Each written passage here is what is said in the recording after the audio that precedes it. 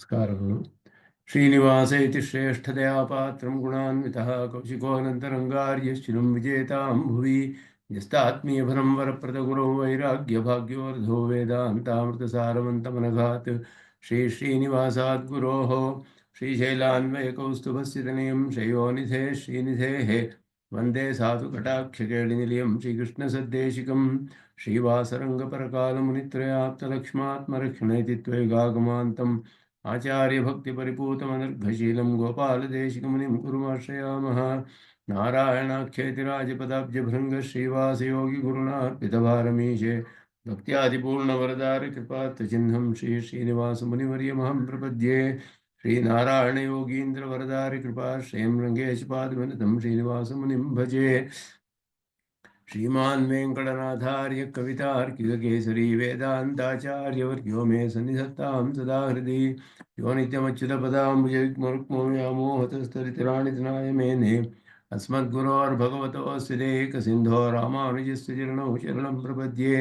विगाहे आमुनं तीर्थं साधुवृन्दावने स्थितं निरस्तजिह्मगस्पर्शे यत्र कृष्णकृतादरः नाथेन मुनिनाथेन भवेयं नाथवानहं यस्य नैगमिकं दत्तं हस्तामलकताङ्गतं यस्य सारस्वतस्रोतोकुलामोदवासितं श्रुतीनां विश्रमायालं शठारिं तमुपास्महे।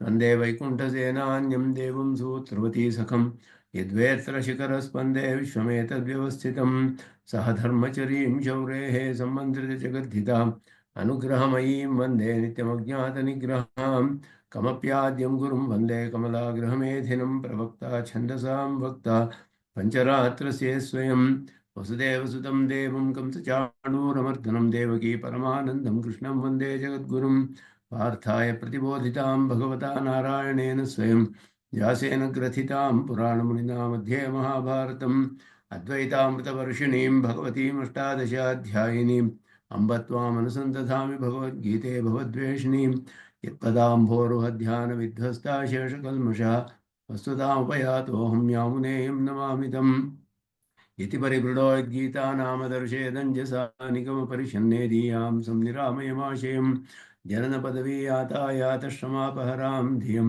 जनेतु समे देव श्रीमान् धनञ्जय सारथिः सन्तः सारलिः चित्ततमः प्रमथिनीमिमां भजन्तु भगवद्गीता भाष्यतात्पर्यचन्द्रिकाम्।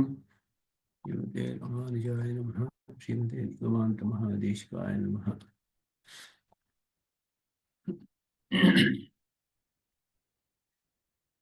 47ನೇ ಶ್ಲೋಕ ಅದರ ವ್ಯಾಖ್ಯಾನವನ್ನು ನೋಡ್ತಾ ಇದ್ವಿ. ಕರ್ಮಣ್ಯೇವ ಅಧಿಕಾರಸ್ಥೆ ಮಾ ಫಲೇಷು ಕದಾಚಿನ ಮಾ ಕರ್ಮಫಲ ಹೇತುರ್ಭೂಃ ಮಾತೆ ಸಂಗೋಸ್ತು ಅಕರ್ಮಣಿ ಹೇಳಿ. ಈ ಅಕರ್ಮ ಅನ್ನುವ ಶಬ್ದ ಅನೇಕ ಕಡೆ ಬರುತ್ತೆ ಗೀತೆಯಲ್ಲಿ. ಕೆಲವು ಕಡೆ ಅದಕ್ಕೆ ಜ್ಞಾನಯೋಗ ಅಂತ ಜ್ಞಾನ ಅಂತ ಹೆಸರು, ಜ್ಞಾನಾರ್ಥದಲ್ಲಿ ಬರುತ್ತೆ. ಕೆಲವು ಕಡೆ ಕರ್ಮವಿಲ್ಲದೆ ಇರುವುದು ಅನ್ನೋ ಅರ್ಥದಲ್ಲಿ ಬರುತ್ತೆ. ಅದನ್ನ ಆಯಾ ಪ್ರಕರಣಕ್ಕೆ ಆಯಾ ಸಂಗತಿಗೆ ಅನುಗುಣವಾಗಿ ಅರ್ಥವನ್ನು ನಾವು ಮಾಡಿಕೊಳ್ಬೇಕು. ಇಲ್ಲಿ ಹೇಳುವಾಗ ಕರ್ಮಣ್ಯೇವ ಅಧಿಕಾರಸ್ಥೆ ಅಂತ ಹೇಳುವಾಗ ಎಲ್ಲ ಕರ್ಮಗಳು ಕೂಡ ಒಂದೊಂದು ವಿಧವಾದ ಫಲದೊಡನೆ ಸಂಬಂಧ ಹೊಂದಿದೆ.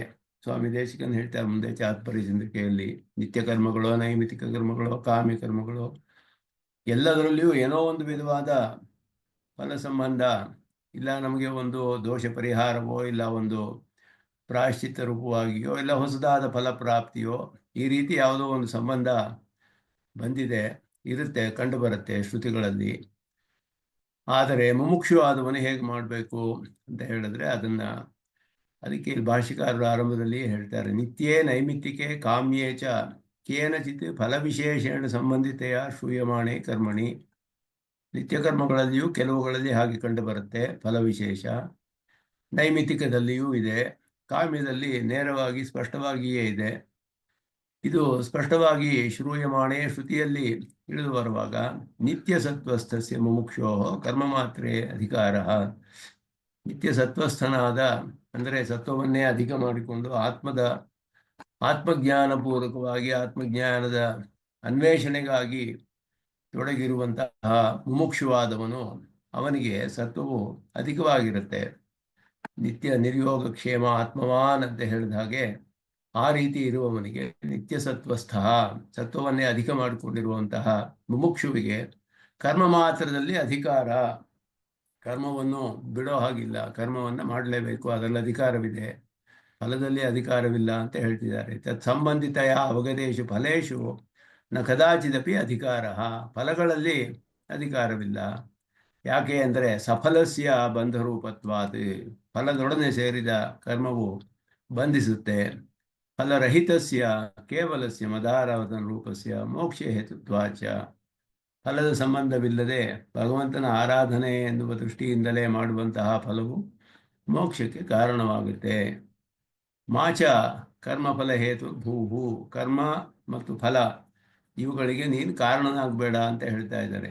ಮಾ ಕರ್ಮಫಲ ಹೇತು ಭೂಹು ತ್ವಯಾ ಅನುಷ್ಠೀಯಮಾನೇ ಅಪಿ ಕರ್ಮಣಿ ನಿತ್ಯಸತ್ವಸ್ತಸ್ಯ ಮುಮುಕ್ಷೋಃ ಅಥವಾ ಅಕರ್ತೃತ್ವಂ ಅಪಿ ಅನುಸಂಧೇಯಂ. ಆದ್ದರಿಂದ ಆ ಕರ್ಮವನ್ನು ನಾನು ಮಾಡ್ತಿದ್ದೀನಿ ಅನ್ನುವ ದೃಷ್ಟಿ ಅನುಸಂಧಾನ ಇರಬಾರ್ದು, ನಾನು ಮಾಡ್ತಿಲ್ಲ ಅನ್ನುವ ಅನುಸಂಧಾನ ಇರಬೇಕು. ಯಾರಾದರೂ ಮಾಡಲೇಬೇಕಲ್ಲ, ನಾವು ತಾನೇ ಮಾಡೋದು ಕರ್ಮವನ್ನು. ನಾವು ಮಾಡೋದಿಲ್ಲ ಅಂತ ಅನುಸಂಧಾನ ಮಾಡಿದ್ರೆ ಕರ್ಮವನ್ನು ಮಾಡೋದು ಹೇಗೆ? ಕರ್ಮಕ್ಕೆ ಒಬ್ಬ ಕರ್ತ ಇರಲೇಬೇಕಲ್ಲ. ಕರ್ಮಕ್ಕೆ ಕರ್ತ ಇಲ್ಲದಂತಹ ಕರ್ಮ ಹೇಗೆ ಸಾಧ್ಯ? ಅಂದರೆ ಅಕರ್ತೃತ್ವ ಅನುಸಂಧಾನ ಮಾಡು ಅಂತ ಹೇಳಿದ್ವಿ. ಅನುಸಂಧಾನ ಅನ್ನೋದು ಪ್ರಧಾನ. ಫಲಸ್ಯಾಪಿ ಕ್ಷುನ್ನಿವೃತ್ತ್ಯರ್ಥೇ ನಿವೃತ್ತ್ಯಾದೇಹೇ ತ್ವಂ ನ ತ್ವಂ ಹೇತುಃ ಇತಿ ಅನುಸಂಧೇಯಂ. ಬಾಯಾಗಿ ಹಸು ಮೊದಲಾದದು ಹೋಗೋದಕ್ಕೂ ಕೂಡ ಆ ಫಲಗಳಿಗೂ ನೀನು ಕಾರಣವಲ್ಲ ಅಂತ ಅನುಸಂಧಾನ ಮಾಡಬೇಕು. ಹಾಗಾದರೆ ಆ ಕರ್ತ ಯಾರು ಮಾಡಿಸ್ತಾರೆ? ಅದನ್ನು ಕರ್ಮವನ್ನು ಯಾರೋ ಮಾಡಿಸ್ಬೇಕಲ್ಲ. ನಾನು ಮಾಡ್ತಿಲ್ಲ ಅಂತ ಅನುಸಂಧಾನ ಮಾಡಬೇಕಾದ್ರೆ ಮಾಡ್ತಾ ಇರುವ ಕರ್ಮದಲ್ಲಿ ಅದಕ್ಕೆ ಯಾರು ಕಾರಣ ಅಂದರೆ ತದುಭಯಂ ಗುಣೇಶು ವಾ ಸರ್ವೇಶ್ವರೇ ಮೈವ ಅನುಸಂಧೇಯಂ ಇತಿ ಉತ್ತರತ್ರ ವಕ್ಷ್ಯತೆ. ಅದನ್ನು ಮುಂದೆ ಹೇಳಲ್ಪಡುತ್ತೆ ಶ್ಲೋಕಗಳಲ್ಲಿ. ಗುಣಗಳಲ್ಲಿಯೂ ಅಥವಾ ಪರಮಾತ್ಮನಲ್ಲಿ ನೀನು ಆ ಕರ್ತೃತ್ವವನ್ನು ಅಲ್ಲಿ ಅನುಸಂಧಾನ ಮಾಡಬೇಕು. ಗುಣಗಳಿಂದ ಮಾಡಲ್ಪಡುತ್ತೆ, ಗುಣ ಸಂಬಂಧದಿಂದ, ಗುಣಗಳನ್ನುಳ್ಳ ಪ್ರಕೃತಿಯ ಸಂಬಂಧದಿಂದ ಈ ಕರ್ಮಗಳೆಲ್ಲ ಮಾಡಲ್ಪಡ್ತಾ ಇದೆ. ಅಥವಾ ಸರ್ವೇಶ್ವರನಿಂದ ಎಲ್ಲ ಮಾಡಲ್ಪಡ್ತಿದೆ.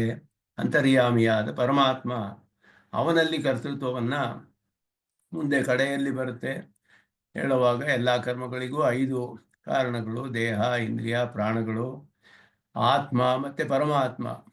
5 ಕಾರಣಗಳು, 5 ವಿಷಯಗಳಿಲ್ಲದೆ ಯಾವ ಕರ್ಮವೂ ನಡೆಯೋದಿಲ್ಲ. ದೇಹವಿಲ್ಲದೆ ಏನು ಮಾಡೋಕ್ಕಾಗೋಲ್ಲ, ಇಂದ್ರಿಯವಿಲ್ಲದೆ ಹೋದರೆ ಮಾಡೋಕ್ಕಾಗೋದಿಲ್ಲ, ಪ್ರಾಣಗಳಿಲ್ಲದೆ ಮಾಡೋಕ್ಕಾಗಲ್ಲ, ಆತ್ಮನೂ ಇರಬೇಕು. ಕಡೆಯಲ್ಲಿ ಪರಮಾತ್ಮನು ಅಧಿಷ್ಠಾನಂ ತಥಾಕೃತ ಕರ್ಣಂಚ ಪೃಥಗ್ವಿಧಂ ವಿವಿಧಾಚ ಪೃಥಕ್ ಚೇಷ್ಟಾಃ ದೈವಂ ಚೈವಾತ್ರ ಪಂಚಂ ಅಂತ ಮುಂದೆ ಕಡೆಯಲ್ಲಿ ಹೇಳುವ ಶ್ಲೋಕದಲ್ಲಿ, ಉಪದೇಶದಲ್ಲಿ ಪರಮಾತ್ಮನೇ ಪ್ರಧಾನವಾಗಿ ಅಲ್ಲಿ ಅನುಸಂಧಾನ ಮಾಡಬೇಕು. ಅದನ್ನು ಇಲ್ಲಿಯೂ ಹೇಳಲ್ಪಡುತ್ತೆ. ಸರ್ವೇಶ್ವರನಲ್ಲಿ ಅದನ್ನು ನೀನು ಅನುಸಂಧಾನ ಮಾಡಬೇಕು. ಏವಂ ಅನುಸಂಧಾಯ ಕರ್ಮ ಕುರು, ಕರ್ಮವನ್ನು ಮಾಡಬೇಕು. ಅನುಸಂಧಾನದಲ್ಲಿ ನಾನು ಮಾಡ್ತಿಲ್ಲ, ಗುಣಗಳ ಸಂಬಂಧದಿಂದ ಇದು ನಡೀತಾ ಇದೆ ಈ ಕರ್ಮ, ಅಥವಾ ಪರಮೇಶ್ವರನು ಮಾಡಿಸ್ತಾ ಇದ್ದಾನೆ, ಈ ರೀತಿಯಾದ ಅನುಸಂಧಾನ ಇರಬೇಕು. ಆದ್ದರಿಂದ ಅಕರ್ಮಣಿ ಅಂತ ಹೇಳುವಾಗ ಇಲ್ಲಿಯೇ ಕೆಲವು ಶ್ಲೋಕಗಳಲ್ಲಿ ಕರ್ಮ ಶಬ್ದಕ್ಕೆ ಜ್ಞಾನ ಅಂತ ಅರ್ಥ ಬಂದರು. ಇಲ್ಲಿ ಅನನುಷ್ಠಾನೆ, ಅಕರ್ಮಣಿ ಅನುಷ್ಠಾನ, ಅನನುಷ್ಠಾನೆ ಮಾಡದೇ ಇದ್ರೆ ಅಂತ ಅರ್ಥ. ನಯೋತ್ಸ್ಯಾಮಿ ಇತಿ ಯತ್ ತ್ವಯಾ ಅಭೀತಂ ನ ತತ್ರ ತೇ ಸಂಗ ಅಸ್ತು, ಮಾತೇ ಸಂಗೋಸ್ತು ಅಕರ್ಮಣಿ. ಕರ್ಮವನ್ನೇ ಮಾಡೋದಿಲ್ಲ ಅಂತ ನೀನು ಹೇಳೋಕ್ಕಾಗೋದಿಲ್ಲ, ಮಾಡಬೇಕು.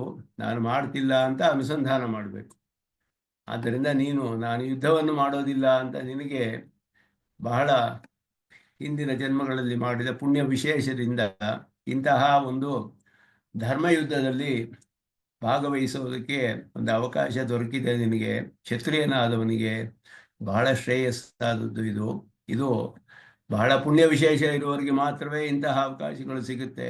ಆದ್ದರಿಂದ ನೀನು ಕರ್ಮವನ್ನೇ ಮಾಡುವುದಿಲ್ಲ ಅಂತ ಹೇಳ್ತಿದ್ಯಲ್ಲ, ಅದರಲ್ಲಿ ನಿನ್ನ ಸಂಘ ಇರಬಾರ್ದು. ಮಾಡ್ತೀನಿ ಅಂತ ಮಾಡಬೇಕು, ಆದರೆ ನಾನು ಮಾಡ್ತೀನಿ ಅನ್ನೋ ದೃಷ್ಟಿಯಿಂದ ಮಾಡದೆ ಪರಮಾತ್ಮನು ಮಾಡಿಸ್ತಾ ಇದ್ದಾನೆ ಈ ಕರ್ಮವೆಲ್ಲ, ಅವನ ಆರಾಧನಾ ರೂಪ. ಇದನ್ನು ಮಾಡ್ತಿರೋದು ಗುಣಗಳ ಸಂಬಂಧದಿಂದಲೋ ಆಯ್ತಾ ಪರಮಾತ್ಮನಿಂದ ಮಾಡಲ್ಪಡುತ್ತೆ. ಇಂತಹ ಅನುಸಂಧಾನವನ್ನು ಮಾಡಬೇಕು. ಮುಕ್ತೇನ ಪ್ರಕಾರೇಣ ಯುದ್ಧಾದಿ ಕರ್ಮಣಿ ಏವ ಸಂಗಃ ಅಸ್ತು ಇತ್ಯರ್ಥಃ.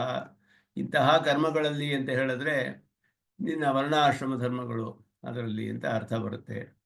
ಅದನ್ನು ವಿವರಿಸ್ತಾರೆ. ಇದರಲ್ಲಿ ಬಹಳ ವಿವರಗಳು ಸ್ವಾಮಿ ದೇಶಿಕನ್ ಕೊಡೋದ್ರಲ್ಲಿ. ಏವಂ ತರ್ಹಿ ಮೋಕ್ಷ ಸಾಧನ ಇತರ ಸಕಲ ಪರಿತ್ಯಾಗೆ,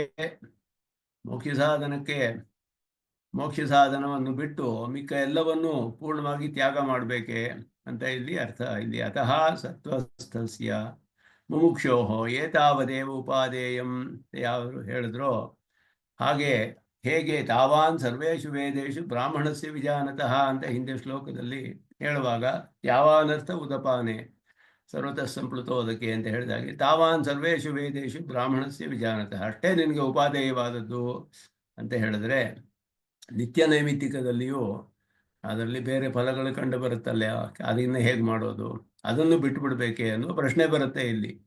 ನಿತ್ಯ ನೈಮಿತ್ತಿಕ ನಿಷೇಧ ಶಾಸ್ತ್ರಾತಿಲಂಘನೇನ ಕಾಮಚಾರ ದೋಷ ಸ್ಯಾತ್. ಆದ್ದರಿಂದ ನಿತ್ಯ ನೈಮಿತ್ತಿಕಗಳು ಮತ್ತು ಯಾವುದು ನಿಷಿದ್ಧವೋ ಅದನ್ನೆಲ್ಲ ಉಲ್ಲಂಘನೆ ಮಾಡೋಕ್ಕಾಗೋದಿಲ್ಲ. ಆದ್ದರಿಂದ ಉಲ್ಲಂಘನೆ ಮಾಡಿದ ಹಾಗೆ ನಿತ್ಯ ನೈಮಿತ್ತಿಕಗಳಲ್ಲಿಯೂ ಫಲ ಕಂಡು ಬರುತ್ತೆ ಕೆಲವು ಕರ್ಮಗಳಲ್ಲಿ. ಆದ್ದರಿಂದ ನಾವು ಇಷ್ಟ ಬಂದ ಹಾಗೆ ಬಿಡೋಕ್ಕಾಗೋದಿಲ್ವಲ್ಲ, ದೋಷ ಆಗುತ್ತೆ ಅದು. ತಾವಾನಿತಿ ಚ ಕಿಯಾನ್ ಉಚ್ಯತೆ. ತಾವಾನ್ ಸರ್ವೇಷು ವೇದೇಶು ಅಂದರೆ ಅಷ್ಟು ಮಾತ್ರ, ಅಂದರೆ ಎಷ್ಟು ಅನ್ನೋದನ್ನು ಇಲ್ಲಿ ನಿರ್ಧಾರ ಪಡಿಸ್ತಾರೆ ಈ ಶ್ಲೋಕದಲ್ಲಿ. ಅದನ್ನು ಇಲ್ಲಿ ಹೇಳ್ತಾರೆ. ಅತಃ ಅಂತ ಹೇಳಿಬಿಟ್ಟು ಮುಮುಕ್ಷು ಆದವನು, ನಿತ್ಯ ಸತ್ವಸ್ಥನಾದವನು ಯಾವುದನ್ನು ಸ್ವೀಕಾರ ಮಾಡಬೇಕು, ಹೇಗೆ ಮಾಡಬೇಕು. ನ ಕಾಮಚಾರ ದೋಷ ಏತಾವತಃ ಉಪಾದೇಯತ್ವಾತ್. ಕಾಮಚಾರ ದೋಷವಿಲ್ಲ. ಕಾಮಚಾರ ಅಂದರೆ ಇಷ್ಟದಂತೆ ಆಚರಣೆ ಮಾಡೋದು. ಕಾಮಚಾರ ಅಂದರೆ ಇಷ್ಟದಂತೆ ಆಚರಣೆ ಮಾಡೋದು. ಅದರಲ್ಲಿ ದೋಷವಿಲ್ಲ. ಯಾಕೆ ಅಂದರೆ ಇಷ್ಟೇ ಇವನಿಗೆ ಉಪಾದೇಯವಾದದ್ದು. ನಾಪಿ ಅನ್ಯೇಚ್ಛೋಹೋ ಅನ್ಯೋಪಾಯ ಪ್ರವೃತ್ತಿ ದೋಷ. ಯಾವುದನ್ನೋ ಇಚ್ಛೆ ಪಡುವವನು ಇನ್ಯಾವುದೋ ಉಪಾಯದಲ್ಲಿ ಪ್ರವೃತ್ತಿ ಇಲ್ಲದೆ ಹೋದರೆ ಅವನಿಗೆ ದೋಷವಿಲ್ಲ ಅದು. ಆದ್ದರಿಂದ ಮೋಕ್ಷ ಇಚ್ಛೆ ಪಡುವವನು ಸ್ವರ್ಗಕ್ಕೆ ಉಪಾಯವಾದ ಸಾಧನ ಮಾಡದೆ ಹೋದರೆ ಅವನಿಗೆ ದೋಷವಾಗುವುದಿಲ್ವಲ್ಲ ಅದು. ತತ್ಫಲ ಪರಿತ್ಯಾಗೇನ ಸಾಧಾರಣ ಸ್ವರೂಪ ಮಾತ್ರಸಿ ಉಪಾದೇಯತ್ವ ರೀತಿ ಭಾವ. ಆದ್ದರಿಂದ ಅನ್ಯೋಪಾಯ ಪ್ರವೃತ್ತಿ, ಹಾಗೆಯೇ ಮೋಕ್ಷಕ್ಕೆ ಇಚ್ಛೆ ಇರುವವನು ಸ್ವರ್ಗಕ್ಕೆ ಸಾಧನವಾದ ಕರ್ಮವನ್ನು ಮಾಡುವುದರಲ್ಲಿಯೂ ದೋಷವಿಲ್ಲ. ಆದರೆ ಯಾಕೆ ದೋಷವಿಲ್ಲ ಅದರಲ್ಲಿ ಅಂತ ಹೇಳಿದ್ರೆ, ಆ ಕರ್ಮ ಸ್ವರೂಪ ಮಾತ್ರವೇ ಸ್ವೀಕಾರ ಮಾಡ್ತಾನೆ, ಸ್ವರ್ಗ ಫಲವನ್ನು ಸ್ವೀಕಾರ ಮಾಡೋದಿಲ್ಲ. ಉಪಾದೇಯತ್ವ ಅನ್ನೋದು ಪ್ರಧಾನವಾದದ್ದು. ಯಾವ ಪ್ರಯೋಜನಕ್ಕಾಗಿ ನಾವು ಉಪಯೋಗಿಸ್ತೇವೆ ಅದನ್ನು, ಎಷ್ಟು ಬೇಕೋ ಅಷ್ಟನ್ನು, ಯಾವ ಪ್ರಯೋಜನಕ್ಕೆ ಬೇಕೋ ಅಷ್ಟು ತಾವಾನರ್ಥ ಉದಪಾನೆ ಅಂತ ಹೇಳಿದಾಗ ಯಾವ ಸರ್ವತಃ ಸಂಪ್ಲುತೋದಕ್ಕೆ ತಾವಾನ್ ಸರ್ವೇಷು ವೇದೇಶು. ಇನ್ನೊಂದು ಇಚ್ಛೆ ಇದೆ ಅವನಿಗೆ, ಅನ್ಯೇಚ್ಛೋಹೋ, ಬೇರೆ ಒಂದು ಇಚ್ಛೆ ಇರೋವನಿಗೆ ಅನ್ಯೋಪಾಯ ಪ್ರವೃತ್ತಿ, ಇನ್ನೊಂದು ಉಪಾಯದಲ್ಲಿ ಪ್ರವರ್ತಿಸುವುದು. ನ ದೋಷ, ನ ಅನ್ನೋದು ಮೊದಲಿಗೆ ಹಾಕಿದ್ರು. ನ ಅಪಿ ಅನ್ಯೇಚ್ಛೋಹೋ ಅನ್ಯೋಪಾಯ ಪ್ರವೃತ್ತಿ ದೋಷ. ಒಂದನ್ನು ಇಚ್ಛೆ ಪಡುವವನು ಇನ್ನೊಂದು ಉಪಾಯದಲ್ಲಿ ಪ್ರವರ್ತನೆ ಮಾಡುವುದು, ಉಪಾಯವನ್ನು ಅನುಷ್ಠಾನ ಮಾಡುವುದು ದೋಷವಲ್ಲ. ಅಂದರೆ ಮೋಕ್ಷವನ್ನು ಇಚ್ಛಿಸುವವನು ಜ್ಯೋತಿಷ್ಠೋಮ ಮಾಡಿದ್ರೇನೆ ದೋಷವಿಲ್ಲ. ಆದರೆ ಜ್ಯೋತಿಷ್ಠೋಮ ಯಾಗವನ್ನು ಸ್ವರ್ಗ ಫಲಕ್ಕೋಗ ಮಾಡಿದ್ರೆ ದೋಷವಾಗುತ್ತೆ. ಯಾಕೆ ಅಂದರೆ ಅವನಿಗೆ ಬೇಕಾದ ಮೋಕ್ಷದ ಇಚ್ಛೆಗೆ ವಿರುದ್ಧ ಆಯ್ತದು, ಅದು ಅಡ್ಡ ಬರುತ್ತೆ ಅದಕ್ಕೆ. ಆದ್ದರಿಂದ ಅವನಿಗೆ ಜ್ಯೋತಿಷ್ಠೋಮವನ್ನು ಸ್ವರೂಪ ಮಾತ್ರ ಸ್ವೀಕಾರ ಮಾಡಿ ಪರಮಪುರುಷನ ಆರಾಧನೆ ಅಂತ ಮಾಡಿದ್ರೆ ದೋಷವಿಲ್ಲ. ಅದರಿಂದ ಹೇಗೆ ಅದನ್ನು ಸ್ವೀಕಾರ ಮಾಡಬೇಕು, ಅದರಲ್ಲಿ ಫಲವನ್ನು ಬಿಟ್ಟು, ಕರ್ತೃತ್ವವನ್ನು ಬಿಟ್ಟು ಬರೀ ಕರ್ಮದ ಸ್ವರೂಪವನ್ನು ಸ್ವೀಕಾರ ಮಾಡಿದ್ರೆ ಅದರಲ್ಲಿ ಅವನಿಗೆ ದೋಷವಿಲ್ಲ.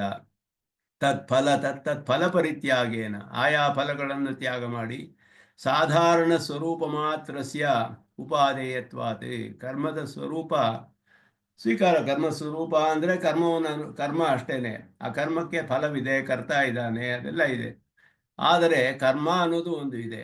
ಫಲವನ್ನು, ಕರ್ತೃತ್ವವನ್ನು ಬಿಟ್ಟು ಮಾಡುವ ಕರ್ಮ ಬರೀ ಸ್ವರೂಪ ಮಾತ್ರ ಸ್ವೀಕಾರ ಮಾಡಿದ ಹಾಗೆ. ಆವಾಗ ಅದನ್ನು ಭಗವದ್ ಆರಾಧನ ರೂಪವಾಗಿ ಮಾಡಿದ್ರೆ ಬಂಧಿಸಿರೋದಿಲ್ಲ. ಸಫಲವಾದ ಕರ್ಮ, ಫಲದೊಡನೆ ಸೇರಿದ ಕರ್ಮ ಬಂಧಿಸುತ್ತೆ. ಫಲರಹಿತವಾದ ಕರ್ಮ ಬಂಧಿಸೋದಿಲ್ಲ. ಕರ್ಮಣಿ ಇತಿ ಸಾಮಾನ್ಯ ಶಬ್ದಸ್ಯ ಯೋಗ್ಯಾನ ವಿಶೇಷಾನಾಹ ನಿತ್ಯ ಇತಿ. ಮಾತೇ ಸಂಗೋಸ್ತು ಅಕರ್ಮಣಿ ಕರ್ಮಣಿಯೇವ ಅಧಿಕಾರಸ್ತೆ ಕರ್ಮಣ್ಯೇವ ಅಧಿಕಾರಸ್ತೆ ಮಾತೇ ಸಂಗೋಸ್ತು ಅಕರ್ಮಣಿ ಕರ್ಮಣಿ ಅಕರ್ಮಣಿ ಅಂತ ಶಬ್ದ ಬಂತಿಲ್ಲಿ ಕರ್ಮಣಿ ಏವ ಸಂಗಃ ಕರ್ಮಣ್ಯೇವ ಅಧಿಕಾರ ಕರ್ಮಣಿ ಅಧಿಕಾರ ಅಂದರೆ ಕರ್ಮದಲ್ಲಿ ಅಂದರೆ ಯಾವ ಯಾವ ಕರ್ಮಗಳಲ್ಲಿ ಅಂತ ಹೇಳಿದ್ರೆ ನಿತ್ಯೆ ನೈಮಿತ್ತಿಕೆ ಕಾಮ್ಯೆ ಎಲ್ಲವೂ ಅಷ್ಟೇ ಅದೆಲ್ಲವೂ ಕೂಡ ಅದರಲ್ಲಿ ಸೇರಿಬಿಡುತ್ತೆ ಅದನ್ನು ಇಲ್ಲಿ ಅತಃ ಸತ್ವಸ್ತಸ್ಯ ಮುಖ್ಯೋ ಏತಾವದೇವ ಉಪಾದೇಯಂ ಅಂತ ಅದನ್ನು ಸ್ಪಷ್ಟಪಡಿಸ್ತಾರೆ ನಿತ್ಯ ನೈಮಿತ್ತಿಕ ಕಾಮ್ಯ ಎಲ್ಲದರಲ್ಲಿಯೂ ಸಾಮಾನ್ಯ ಶಬ್ದ ಸಾಮಾನ್ಯವಾಗಿ ಹೇಳಿದ ಕರ್ಮಣಿ ಅಧಿಕಾರ ಕರ್ಮದಲ್ಲಿ ಅಧಿಕಾರವಿದೆ ಯಾವ ಕರ್ಮಗಳು ನಿತ್ಯ ನೈಮಿತ್ತಿಕ ಕಾಮ್ಯ ಎಲ್ಲ ಕರ್ಮಗಳು ಕೆಲವು ಫಲಗಳೊಡನೆ ಸಂಬಂಧಿಸಿ ಬರುವಂತಹ ಫಲಗಳಲ್ಲಿ ಕೇವಲ ಕರ್ಮದಲ್ಲಿ ಮಾತ್ರವೇ ಅಧಿಕಾರವೇ ಹೊರತು ಫಲದಲ್ಲಿ ಇಲ್ಲ ಅನ್ನೋದು ಕೇನಚಿತ್ ಇತ್ಯಾದಿನ ರಾಶಿತ್ರಯೇಪಿ ಸಂಬದ್ಧತೆ 3 ರಾಶಿಗಳು ನಿತ್ಯ ನೈಮಿತ್ತಿಕ ಮತ್ತೆ ಕಾಮ್ಯ ಕೇನಚಿತ್ ಅದರಂತೆ ಹೇಳಿದಾಗ ಕೇನಚಿತ್ ಫಲವಿಶೇಷೇಣ ಸಂಬಂಧಿತೆಯ ಶ್ರೂಯಮಾಣೆ 3 ರಾಶಿಯಲ್ಲಿಯೂ ಫಲವಿಶೇಷಗಳು ಕಂಡುಬರುತ್ತೆ ನಿತ್ಯ ನೈಮಿತ್ತಿಕಗಳು ಕೆಲವಿಗೆ ಫಲ ಹೇಳಿದೆ ನಿತ್ಯದಲ್ಲಿ ಹೇಳಿದೆ ನೈಮಿತ್ತಿಕದಲ್ಲಿ ಅದರಲ್ಲಿಯೂ ಹೇಳಿದೆ ತೇಜಸ್ಸು ಓಜಸ್ಸು ಮೊದಲಾದೆಲ್ಲ ಜಾತಿಯಷ್ಟಿ ಮೊದಲಾದವುಗಳಲ್ಲಿ ಅದು ಪ್ರಾಯಶ್ಚಿತ್ತ ರೂಪವಾದ್ದರಿಂದ ಅದು ಒಂದು ಪಾಪ ಪರಿಹಾರವಾಗುವುದಕ್ಕೋಸ್ಕರವೂ ಮಾಡ್ತಾರೆ ಮತ್ತೆ ಕಾಮ್ಯದಲ್ಲಿ ಸ್ಪಷ್ಟವಾಗಿ ಅಧಿಕವಾದ ಒಂದು ಫಲದ ಲಾಭ ಹೇಳಲ್ಪಟ್ಟಿದೆ ಎರಡಕ್ಕೂ ಕೂಡ ಇದು ಸಂಬಂಧಿಸುತ್ತೆ ತೇನ ನಿತ್ಯ ನೈಮಿತ್ತಿಕಯೋ ಅಪೂರ್ವ ಮಾತ್ರ ಅರ್ಥತಾಮಿಚ್ಛತಾಂ ಕುದೃಷ್ಟೀನಾಂ ದೃಷ್ಟಿ ಅಪಹೃತ ನಿತ್ಯ ನೈಮಿತ್ತಿಕಗಳಿಗೆ ಮೀಮಾಂಸಕರು ಏನು ಹೇಳ್ತಾರೆ ಅಂದರೆ ಕರ್ಮಗಳಿಗೆ ಫಲವಿದೆ ಕರ್ಮಗಳಿಗೆ ಫಲ ಯಾರು ಕೊಡ್ತಾರೆ ಅಂತ ಹೇಳಿದ್ರೆ ಕರ್ಮವೇ ಕೊಡುತ್ತೆ ಅಂತ ಹೇಳಿದ್ರು ಕರ್ಮದಿಂದಲೇ ಫಲ ಬೇರೆ ದೇವತೆ ಎಲ್ಲ ಇಲ್ಲ ಕೊಡೋದಿಲ್ಲ ಪರಬ್ರಹ್ಮನನ್ನು ಒಪ್ಕೊಳ್ಳಿಲ್ಲ ಮೀಮಾಂಸಕರು ಆದ್ದರಿಂದ ಕರ್ಮವೇ ಫಲ ಕೊಡುತ್ತೆ ಆದರೆ ಆ ಕರ್ಮ ಅಚೇತನ ಅದು ಕೆಲವು ಕಾಲ ಮಾಡಿದ್ರೆ ಮುಗಿದು ಹೋಗುತ್ತೆ ಅಗ್ನಿಹೋತ್ರ ಹೋಮ ಅಂದರೆ ಮಾಡಿದ್ರೆ ಅರ್ಧ ಗಂಟೆಯಲ್ಲಿ ಮುಗಿಬಹುದು ಆ ಫಲ ಹೆಂಗೆ ಬರುತ್ತೆ ಅದಕ್ಕೆ ಪ್ರಾಜಾಪತ್ಯಂ ಬ್ರಾಹ್ಮಣಾನಾಂ ಅಂತ ಹೇಳಿದೆಯಲ್ಲ ಇದು ಮಾಡಿದವನಿಗೆ ಪ್ರಾಜಾಪತ್ಯ ಲೋಕ ಆ ಫಲ ಈ ಕರ್ಮ ಮುಗಿದು ಹೋಯ್ತಲ್ಲ ಇದು ಹೆಂಗೆ ಕೊಡುತ್ತೆ ಫಲನ ಅಪೂರ್ವ ಅಂತ ಒಂದು ಸೃಷ್ಟಿ ಆಗುತ್ತೆ ಅದರಿಂದ ಅಪೂರ್ವ ಆ ಫಲ ಕೊಡುತ್ತೆ ಜ್ಯೋತಿಷ್ಠೋಮಯಾಗ ಮಾಡಿದ್ರೆ ಸ್ವರ್ಗ ಫಲ ಹೇಳಿದೆ ಜ್ಯೋತಿಷ್ಠೋಮಯಾಗ ಮಾಡಿದ ತಕ್ಷಣ ಒಂದು ಅಪೂರ್ವ ಸೃಷ್ಟಿ ಆಗುತ್ತೆ ಅಪೂರ್ವವು ಯಾವ ಕಾಲದಲ್ಲಿ ಪಕ್ವವಾಗುತ್ತೋ ಆ ಕಾಲದಲ್ಲಿ ಇವನಿಗೆ ಸ್ವರ್ಗ ಫಲವನ್ನು ಕೊಟ್ಟುಬಿಟ್ಟು ಹೋಗುತ್ತೆ ಅದು ಕಾಮ್ಯ ಕರ್ಮಕ್ಕೆ ನಿತ್ಯ ಕರ್ಮ ಏನು ಮಾಡುತ್ತೆ ಅದಕ್ಕೆ ಏನು ಫಲ ಇಲ್ಲದೇ ಇರುವಂತಹ ನಿತ್ಯ ಕರ್ಮಗಳಿದೆಯಲ್ಲ ಅದಕ್ಕೆ ಫಲವಿಲ್ಲ ಬರೀ ಅಪೂರ್ವ ಮಾತ್ರ ಉಂಟಾಗುತ್ತೆ ಅಷ್ಟೇ ಅಂತ ಹೇಳಿದ್ರು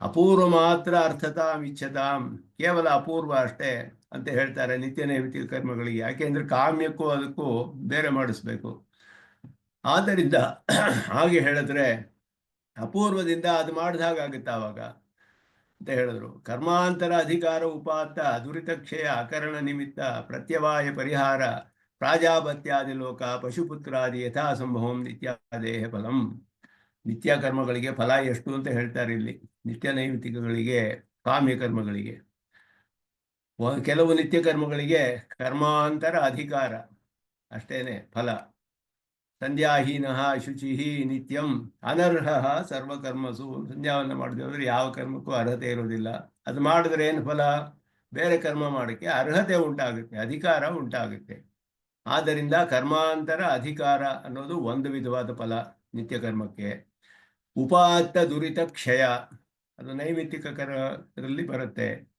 ಉಪಾತ್ತ ದುರಿತ ಕ್ಷಯ ಮಾಡಿದಂತಹ ಒಂದು ಪಾಪ ಅದು ಕ್ಷಯವಾಗುತ್ತೆ ಆದ್ದರಿಂದ ಅದರದು ಒಂದು ಫಲವಾಗುತ್ತೆ ಮತ್ತೆ ಅಕರಣ ನಿಮಿತ್ತ ಪ್ರತ್ಯವಾಯ ಮಾಡದೆ ಹೋದರೆ ಪರಮಾತ್ಮನ ಕೋಪಕ್ಕೆ ಒಳಗಾಡ್ತೀವಿ ಆದ್ದರಿಂದ ಪ್ರತ್ಯವಾಯ ಅಂತ ಹೇಳೋದು ಅವನ ಕೋಪ ನಿಗ್ರಹ ಮಾಡದೆ ಹೋದರೆ ಅಕರಣ ನಿಮಿತ್ತ ಪ್ರತ್ಯವಾಯ ಮಾಡದೇ ಇದ್ರೆ ಉಂಟಾಗುವಂತಹ ಪ್ರತ್ಯವಾಯ ಇದು ಒಂದು ಫಲವೇ ನಿತ್ಯಕರ್ಮಕ್ಕೆ ಕರ್ಮಾಂತರ ಅಧಿಕಾರ ಉಪಾತ್ತ ದುರಿತ ಕ್ಷಯ ನಮಗೆ ಬಂದಿರುವ ಕೆಲವು ಪಾಪಗಳು ನಾಶವಾಗೋದು ಅಕರಣ ನಿಮಿತ್ತ ಪ್ರತ್ಯವಾಯ ಮಾಡದೇ ಇದ್ರೆ ಬರುವಂತಹ ಪ್ರತ್ಯವಾಯವು ತಪ್ಪುತ್ತೆ ಮಾಡಿದ್ರೆ ಮತ್ತೆ ಪ್ರತ್ಯವಾಯ ಪರಿಹಾರ ಅಕರಣ ನಿಮಿತ್ತ ಪ್ರತ್ಯವಾಯ ಪರಿಹಾರ ಮತ್ತೆ ಪ್ರಾಜಾಪತ್ಯಾದಿ ಲೋಕಗಳು ನಿತ್ಯ ಕರ್ಮಗಳಲ್ಲಿ ಹೇಳಲ್ಪಟ್ಟಿದೆ, ಅಗ್ನಿಹೋತ್ರ ಮೊದಲಾದಕ್ಕೆ. ಮತ್ತೆ ಪಶುಪುತ್ರಾದಿ, ಪಶುಪುತ್ರ ಮೊದಲಾದವುಗಳು, ಇದೆಲ್ಲ ಚಿತ್ರಯ ಪಶುಕಾಮಃ ಯಜೇತ ಅಂತ ಹೇಳಿದೆ. ಚಿತ್ರಯ ಯಜೇತ ಪಶುಕಾಮಃ, ಪಶುಕಾಮಗಳನ್ನು ಚಿತ್ರಯಾಗ ಮಾಡಬೇಕು, ಇದೆಲ್ಲ ಹೇಳಿದೆ. ಪುತ್ರೇಷ್ಟಿ ಮಾಡ್ತಾರೆ. ಆದ್ದರಿಂದ ಅದೆಲ್ಲ ಪುತ್ರರ ಆಸೆ ಪಟ್ಟು ಮಾಡುವಂತಹದ್ದು. ಇದೆಲ್ಲ ಕೂಡ ಕರ್ಮಗಳಿಗೆ, ನಿತ್ಯಾದಿ ಕರ್ಮಗಳಿಗೆ ಯಥಾ ಸಂಭವಂ ಅಂತ. ಕೆಲವು ನಿತ್ಯ ಕರ್ಮಗಳು, ಕೆಲವು ನೈಮಿತ್ತಿಕ ಕರ್ಮಕ್ಕೆ, ಕೆಲವು ಕಾಮ್ಯ ಕರ್ಮಕ್ಕೆ. ಪಶುಪುತ್ರ ಎಲ್ಲ ಕಾಮ್ಯ ಕರ್ಮಗಳಿಗೆ. ಆದ್ದರಿಂದ ಇದೆಲ್ಲ ಈ ನಿತ್ಯ ನೈಮಿತ್ತಿಕ ಕಾಮ್ಯಗಳಲ್ಲಿ ಈ ವಿಧವಾದ ಎಲ್ಲ ವಿಧವಾದ ಫಲಗಳು ಬರುತ್ತೆ. ಫಲ ವಿಶೇಷೇಣ ಅಂತ ಅದನ್ನು ಹೇಳಿದ್ರು. ಕೇನಚಿತ್ ಫಲ ವಿಶೇಷೇಣ ಸಂಬಂಧಿತೆಯ ಶ್ರೂಯಮಾಣೆ. ಈ ಫಲ ವಿಶೇಷಗಳು ಯಾವುದು ಅಂದರೆ ಇದುವೇ ಫಲ ವಿಶೇಷಗಳು. ಕರ್ಮಾಂತರ ಅಧಿಕಾರ, ಉಪಾತ ದುರಿತ ಕ್ಷಯ, ಅಕರಣ ನಿಮಿತ್ತ ಪ್ರತ್ಯವಾಯ ಪರಿಹಾರ, ಪ್ರಾಜಾಪತ್ಯಾದಿ ಲೋಕ, ಪಶು ಪುತ್ರಾದಿ, ಇಷ್ಟು ಫಲಗಳು ಹೇಳಲ್ಪಟ್ಟಿದೆ. ಎಲ್ಲ ನಿತ್ಯ ನೈಮಿತ್ತಿಕ ಕಾಮ್ಯಗಳಿಗೆ ಅದು ಹೇಗೆ ಹೇಗೆ ಅನ್ವಯಿಸುತ್ತೋ ಹಾಗೆ ಅರ್ಥ ಮಾಡ್ಕೊಳ್ಬೇಕು. ಹೇಗೆ ಯಥಾ ಉತ್ಪತ್ತಿ ವಾಕ್ಯೈ ಸ್ವರೂಪೇಣೈವ ಉತ್ಪನ್ನಾನಾಂ ಕರ್ಮಣಾಂ ಕಾಮಾಧಿಕಾರೆ ಸ್ವರ್ಗಾದಿಫಲ ವಿಶೇಷಣ ಸಂಬಂಧಿತೆಯ ಶ್ರುತತ್ವಾತ್ ಸ್ವರ್ಗಾದಿಕಂ ಫಲಮಿಷ್ಯತೆ. ಏವಂ ಮೋಕ್ಷಾಧಿಕಾರೇಪಿ ಮೋಕ್ಷಾಖ್ಯ ಫಲ ವಿಶೇಷೇಣ ಸಂಬಂಧಿತೆಯ ಶ್ರುತತ್ವಾತ್ ಸೋಪಿ ಫಲಮಿತಿ ಭಾವಃ. ಆದ್ದರಿಂದ ಇಲ್ಲಿ ಮೋಕ್ಷ ಅನ್ನುವ ಫಲ, ಮೋಕ್ಷಕ್ಕೆ ಸಾಧನ ಯಾವುದು ಮಾಡ್ತೀವೋ, ಭಕ್ತಿಯೋಗ ಪ್ರಪತ್ತಿಗಳು, ಅದಕ್ಕೂ ಒಂದು ಫಲ ಇದೆ. ಮೋಕ್ಷ ಅನ್ನುವ ಫಲ ಅದರೊಡನೆ ಸಂಬಂಧಿಸಿದೆ ಅದು. ಆದ್ದರಿಂದ ಅದಕ್ಕೂ ಕೂಡ ಫಲವಿದೆ. ಅವನಿಗೆ ಮೋಕ್ಷಕ್ಕೆ ಉಪಾಸನೆ ಮಾಡುವಾಗ ಅಲ್ಲಿ ಅವನಿಗೆ ಫಲ ಹೇಳದೇ ಇರ್ಬೋದು, ಅರ್ಚಿರಾದಿ ಗತಿ ಹೇಳಿರ್ಬೋದು. ಬೇರೆ ಒಂದು ಕಡೆ ಇಮಾನ್ ಲೋಕಾನ್ ಕಾಮಾನ್ನಿ ಕಾಮರೂಪ್ಯನು ಸಂಚರನ್ ಇನ್ನೊಂದು ಕಡೆ ಹೇಳುತ್ತೆ. ಅದು ಹೇಳಿದಾಗ ಈ ಫಲ ಮೋಕ್ಷಕ್ಕೆ ಹೋದಾಗ ಬರುವಂತಹದ್ದು, ಮುಕ್ತನಾದಾಗ. ಆದರೆ ಉಪಾಸನೆ ವಿಧಿಸೋದು ಬೇರೆ ಕಡೆ ಇರಬಹುದು, ಬೇರೆ ಒಂದು ಉಪನಿಷತ್ತಿನಲ್ಲಿ. ಇನ್ನೊಂದು ಉಪನಿಷತ್ತಲ್ಲಿ ಮೋಕ್ಷದ ಫಲವನ್ನ ವರ್ಣಿಸಿರಬಹುದು. ಇದೆಲ್ಲವೂ ಕೂಡ ಇದು ಅದರಲ್ಲಿ ಫಲವನ್ನು ಬರೋದು ಬೇರೆ ಕಡೆ ಇರುತ್ತೆ. ಅದನ್ನೆಲ್ಲ ಒಂದಕ್ಕೊಂದಕ್ಕೆ ಸಂಬಂಧಿಸಿದೆ ಅದೆಲ್ಲ. ಆದ್ದರಿಂದ ಅದೇ ರೀತಿ ಸ್ವರ್ಗಾದಿ ಫಲಗಳಿಗೆ ಹೇಗೆ ಅಂತ ಹೇಳಿದ್ರೆ, ಕೆಲವು ಉತ್ಪತ್ತಿ ವಾಕ್ಯಗಳು ಅಂತ ಹೇಳಿದ್ರೆ ಕೇವಲ ಕರ್ಮ ಸ್ವರೂಪವನ್ನು ಮಾತ್ರ ಹೇಳುತ್ತೆ, ಬೇರೇನು ಹೇಳೋದಿಲ್ಲ. ಅದರಲ್ಲಿ ಫಲವನ್ನು ಹೇಳೋದಿಲ್ಲ, ಗುಣ ಮೊದಲಾದ ಹೇಳೋದಿಲ್ಲ. ಯಾವ ಹವಿಸ್ಸಿಂದ ಯಾವ ದ್ರವ್ಯವನ್ನು ಉಪಯೋಗಿಸಬೇಕು, ಯಾವ ದೇವತೆ, ಯಾವ ಫಲ, ಇದೆಲ್ಲ ಹೇಳೋದಿಲ್ಲ. ಬರೀ ಕರ್ಮವನ್ನು ಮಾತ್ರ ತಿಳಿಸುವಂತಹ ಕೆಲವು ವಾಕ್ಯಗಳಿದೆ ವೇದದಲ್ಲಿ. ಅಕರ್ಮ ಸ್ವರೂಪವನ್ನು ಮಾತ್ರ ಹೇಳುವ ಅಗ್ನಿಹೋತ್ರಂ ಜುಹೋತಿ ಅಂತ ಹೇಳಿದ್ರೆ ಆವಾಗ ಅವನಿಗೆ ಅಗ್ನಿಹೋತ್ರ ಅಂತ ತಿಳಿಯುತ್ತೆ ಹೊರತು ಯಾವ ದ್ರವ್ಯದಿಂದ ಮಾಡಬೇಕು ಅದು ಹೇಳಲಿಲ್ಲ ಅಲ್ಲಿ. ಆದ್ದರಿಂದ ಅದು ಆಮೇಲೆ ದಧ್ನಾ ಜುಹೋತಿ ಎಂದು ಬರುತ್ತೆ, ದಧಿಯಿಂದ ಮಾಡಬೇಕು. ಈ ರೀತಿ ಗುಣ ಅಂತ ಹೇಳ್ತಾರೆ ಅದಕ್ಕೆ. ದ್ರವ್ಯ, ದೇವತೆ ಇದೆಲ್ಲ ಸಂಬಂಧಿಸಿದೆ ಕರ್ಮಗಳಿಗೆ. ಕೆಲವು ವಾಕ್ಯಗಳಲ್ಲಿ, ವೇದವಾಕ್ಯಗಳಲ್ಲಿ ಕೇವಲ ಕರ್ಮ ಮಾತ್ರ ತಿಳಿದು ಬರ್ತೀವಿ ಹೊರತು ಮಿಕ್ಕ ವಿಶೇಷಣಗಳು ತಿಳಿದು ಬರೋದಿಲ್ಲ. ಗುಣ ಮೊದಲಾದದ್ದೆಲ್ಲ, ಯಾವ ಹವಿಸ್ಸು, ಯಾವ ದ್ರವ್ಯವನ್ನು ಉಪಯೋಗಿಸ್ಬೇಕು ಮೊದಲಾದದ್ದೆಲ್ಲ. ಅದಕ್ಕೆ ಉತ್ಪತ್ತಿ ವಾಕ್ಯಗಳು ಅಂತ ಹೆಸರು ವೇದದಲ್ಲಿ. ಆ ಉತ್ಪತ್ತಿ ವಾಕ್ಯಗಳಲ್ಲಿ ಸ್ವರೂಪ ಮಾತ್ರ ಇದೆ. ಸ್ವರೂಪೇಣ ಇವ ಉತ್ಪನ್ನಾನಾಂ ಕರ್ಮಣಾಂ, ಕರ್ಮ ಸ್ವರೂಪ ಹೇಳಿದ್ರೆ ಕಾಮಾಧಿಕಾರೆ ಸ್ವರ್ಗಾದಿ ಫಲ ವಿಶೇಷೇಣ ಸಂಬಂಧಿತೆಯ ಶ್ರುತತ್ವಾತ್. ಕಾಮಾಧಿಕಾರ ಅದು ಜೈಮಿನಿ ಪೂರ್ವಮೀಮಾಂಸರಲ್ಲಿ ಒಂದು ಅಧಿಕಾರ. ಅದರಲ್ಲಿ ಅವರು ಹೇಳ್ತಾರೆ ಯಾವ ಇದಕ್ಕೆ ಏನೇನು ಫಲ ಹೇಗೆ ಸಂಬಂಧಿಸಬೇಕು, ಸ್ವರ್ಗ ಫಲ ಅನ್ನೋದು ಹೇಗೆ ತಿಳಿಯುತ್ತೆ, ಅದಕ್ಕೆ ಹೇಗೆ ತಿಳಿಯುತ್ತೆ, ಇದೆಲ್ಲ ಅವುಗಳೊಡನೆ ಸಂಬಂಧವನ್ನ ವೇದವಾಕ್ಯಗಳಿಗೆ ಪ್ರಕರಣದಿಂದ ಅದೆಲ್ಲ ಅರ್ಥ ಮಾಡ್ಕೊಳ್ಬೇಕು. ಇದೆಲ್ಲ ಪ್ರಮಾಣಗಳನ್ನು ಹೇಳ್ತಾರೆ. ಶ್ರುತಿ ವಾಕ್ಯ ಶ್ರುತಿಲಿಂಗ ವಾಕ್ಯ ಪ್ರಕರಣ ಸ್ಥಾನ ಸಮಾಖ್ಯಾನಾಂ ಸಮವಾಯೆ ಅಲ್ಲಿ ಹೇಳುವಾಗ ಪಾರದೌರ್ಬಲ್ಯಂ ಅರ್ಥ ವಿಪ್ರಕರ್ಷಾತ್ ಅಂತ ಒಂದು ಸೂತ್ರ, ತುಂಬಾ ಮುಖ್ಯವಾದ ಸೂತ್ರ ಅದು. ಅದರಲ್ಲಿ ಹೇಳುವಾಗ ಶ್ರುತಿಯಲ್ಲಿ ನೇರವಾಗಿ ಹೇಳಿದ್ರೆ ಶ್ರುತಿಯೇ ತಿಳಿಸುತ್ತೆ. ಎಲ್ಲಿ ಹೋದ್ರೂ ಒಂದು ಲಿಂಗ, ಒಂದು ಲಕ್ಷಣವಿರುತ್ತೆ ಅಲ್ಲಿ, ಚಿಹ್ನೆ, ಲಕ್ಷಣ ಮೊದಲಾದದ್ದು. ಅದನ್ನ ಇಟ್ಕೊಂಡು ಎರಡನ್ನ ನಾವು ಅನ್ವಯಿಸಬೇಕು. ಒಂದು ಕಡೆ ಹೇಳಿರೋ ವಾಕ್ಯ ಇನ್ನೊಂದು ಅರ್ಥ, ಇನ್ನೊಂದು ವಾಕ್ಯಗಳು ಇನ್ನೊಂದು ಬೇರೆ ಕಡೆ ಹೇಳಿರೋ ವಾಕ್ಯಗಳು, ಇದೆಲ್ಲ ಸಂಬಂಧಿಸಿದೆ ಅಂತ ನಾವು ಅರ್ಥ ಮಾಡ್ಕೊಳ್ಬೇಕು. ಇಲ್ಲ ಕೆಲವು ಕಡೆ ಒಂದು ಪ್ರಧಾನವಾದ ವಾಕ್ಯ ಇರುತ್ತೆ, ಆ ವಾಕ್ಯ ಇಟ್ಕೊಂಡು ಅರ್ಥ ಮಾಡ್ಬೇಕು ಪ್ರಕರಣವನ್ನ. ಶ್ರುತಿ ಲಿಂಗ, ವಾಕ್ಯ, ಸಮಾಖ್ಯ, ಸ್ಥಾನ ಮೊದಲಾದದ್ದೆಲ್ಲ ಹೇಳಲ್ಪಟ್ಟಿದೆ. ಈ ಕ್ರಮದಲ್ಲಿಯೇ ಶ್ರುತಿಯೇ ಹೇಳ್ಬಿಟ್ಟಿದ್ರೆ ಅದುವೇ ಬಲವಾದ ಪ್ರಮಾಣ. ಶ್ರುತಿ ಹೇಳದೆ ಹೋದ್ರೆ ಲಿಂಗ ಅನ್ನೋದು ಬರುತ್ತೆ ಮುಂದೆ, ಅದಾದ್ಮೇಲೆ ಪ್ರಕರಣ, ಆಮೇಲೆ ವಾಕ್ಯ ಮೊದಲಾದದೆಲ್ಲ ಬರುತ್ತೆ. ಹೀಗೆ ಆ ಕ್ರಮದಲ್ಲಿ ಪ್ರಮಾಣಗಳನ್ನ ನಾವು ನೋಡಿ ಶ್ರುತಿ ವಾಕ್ಯಗಳಿಗೆ ಅರ್ಥವನ್ನು ನಿರ್ಧಾರ ಮಾಡಬೇಕು ಹೇಗೆ ಅಂತ ಹೇಳ್ಬೇಕು.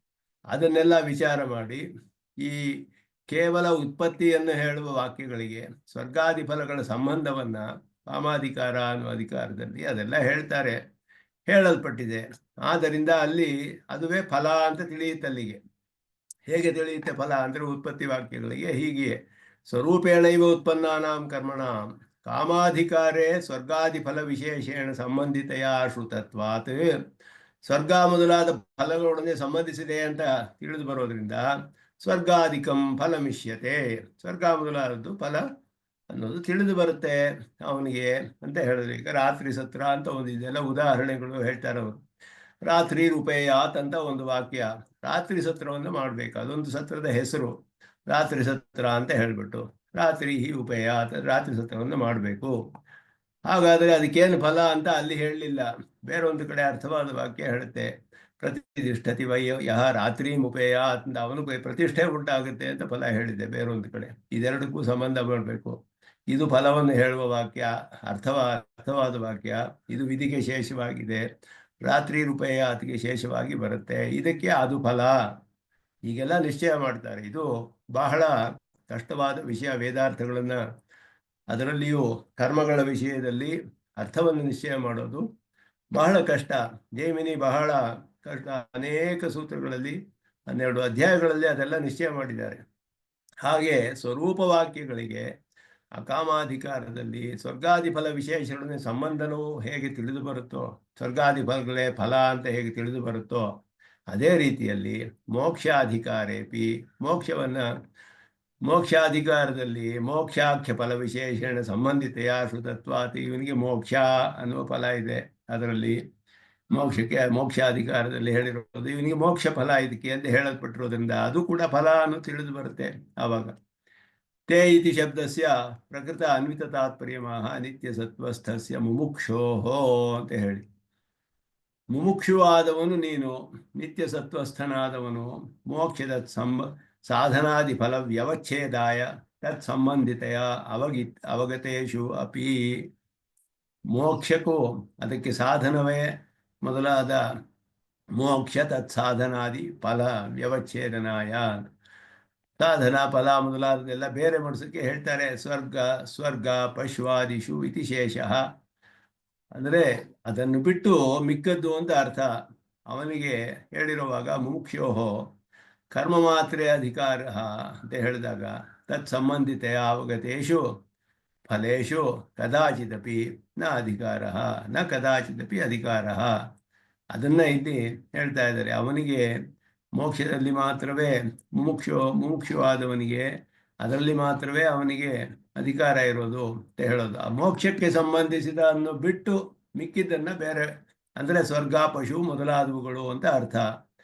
ಮಾ ಇತಿ ನ ನಿಷೇಧ ವಿಧಿ ಕರ್ಮಣ್ಯೇವಾಧಿಕಾರಸ್ತೆ ಮಾ ಫಲೇಶು ಕದಾಚನ. ಇದು ಬಹಳ ಪ್ರಧಾನವಾದ ಅರ್ಥ ಇಲ್ಲಿ.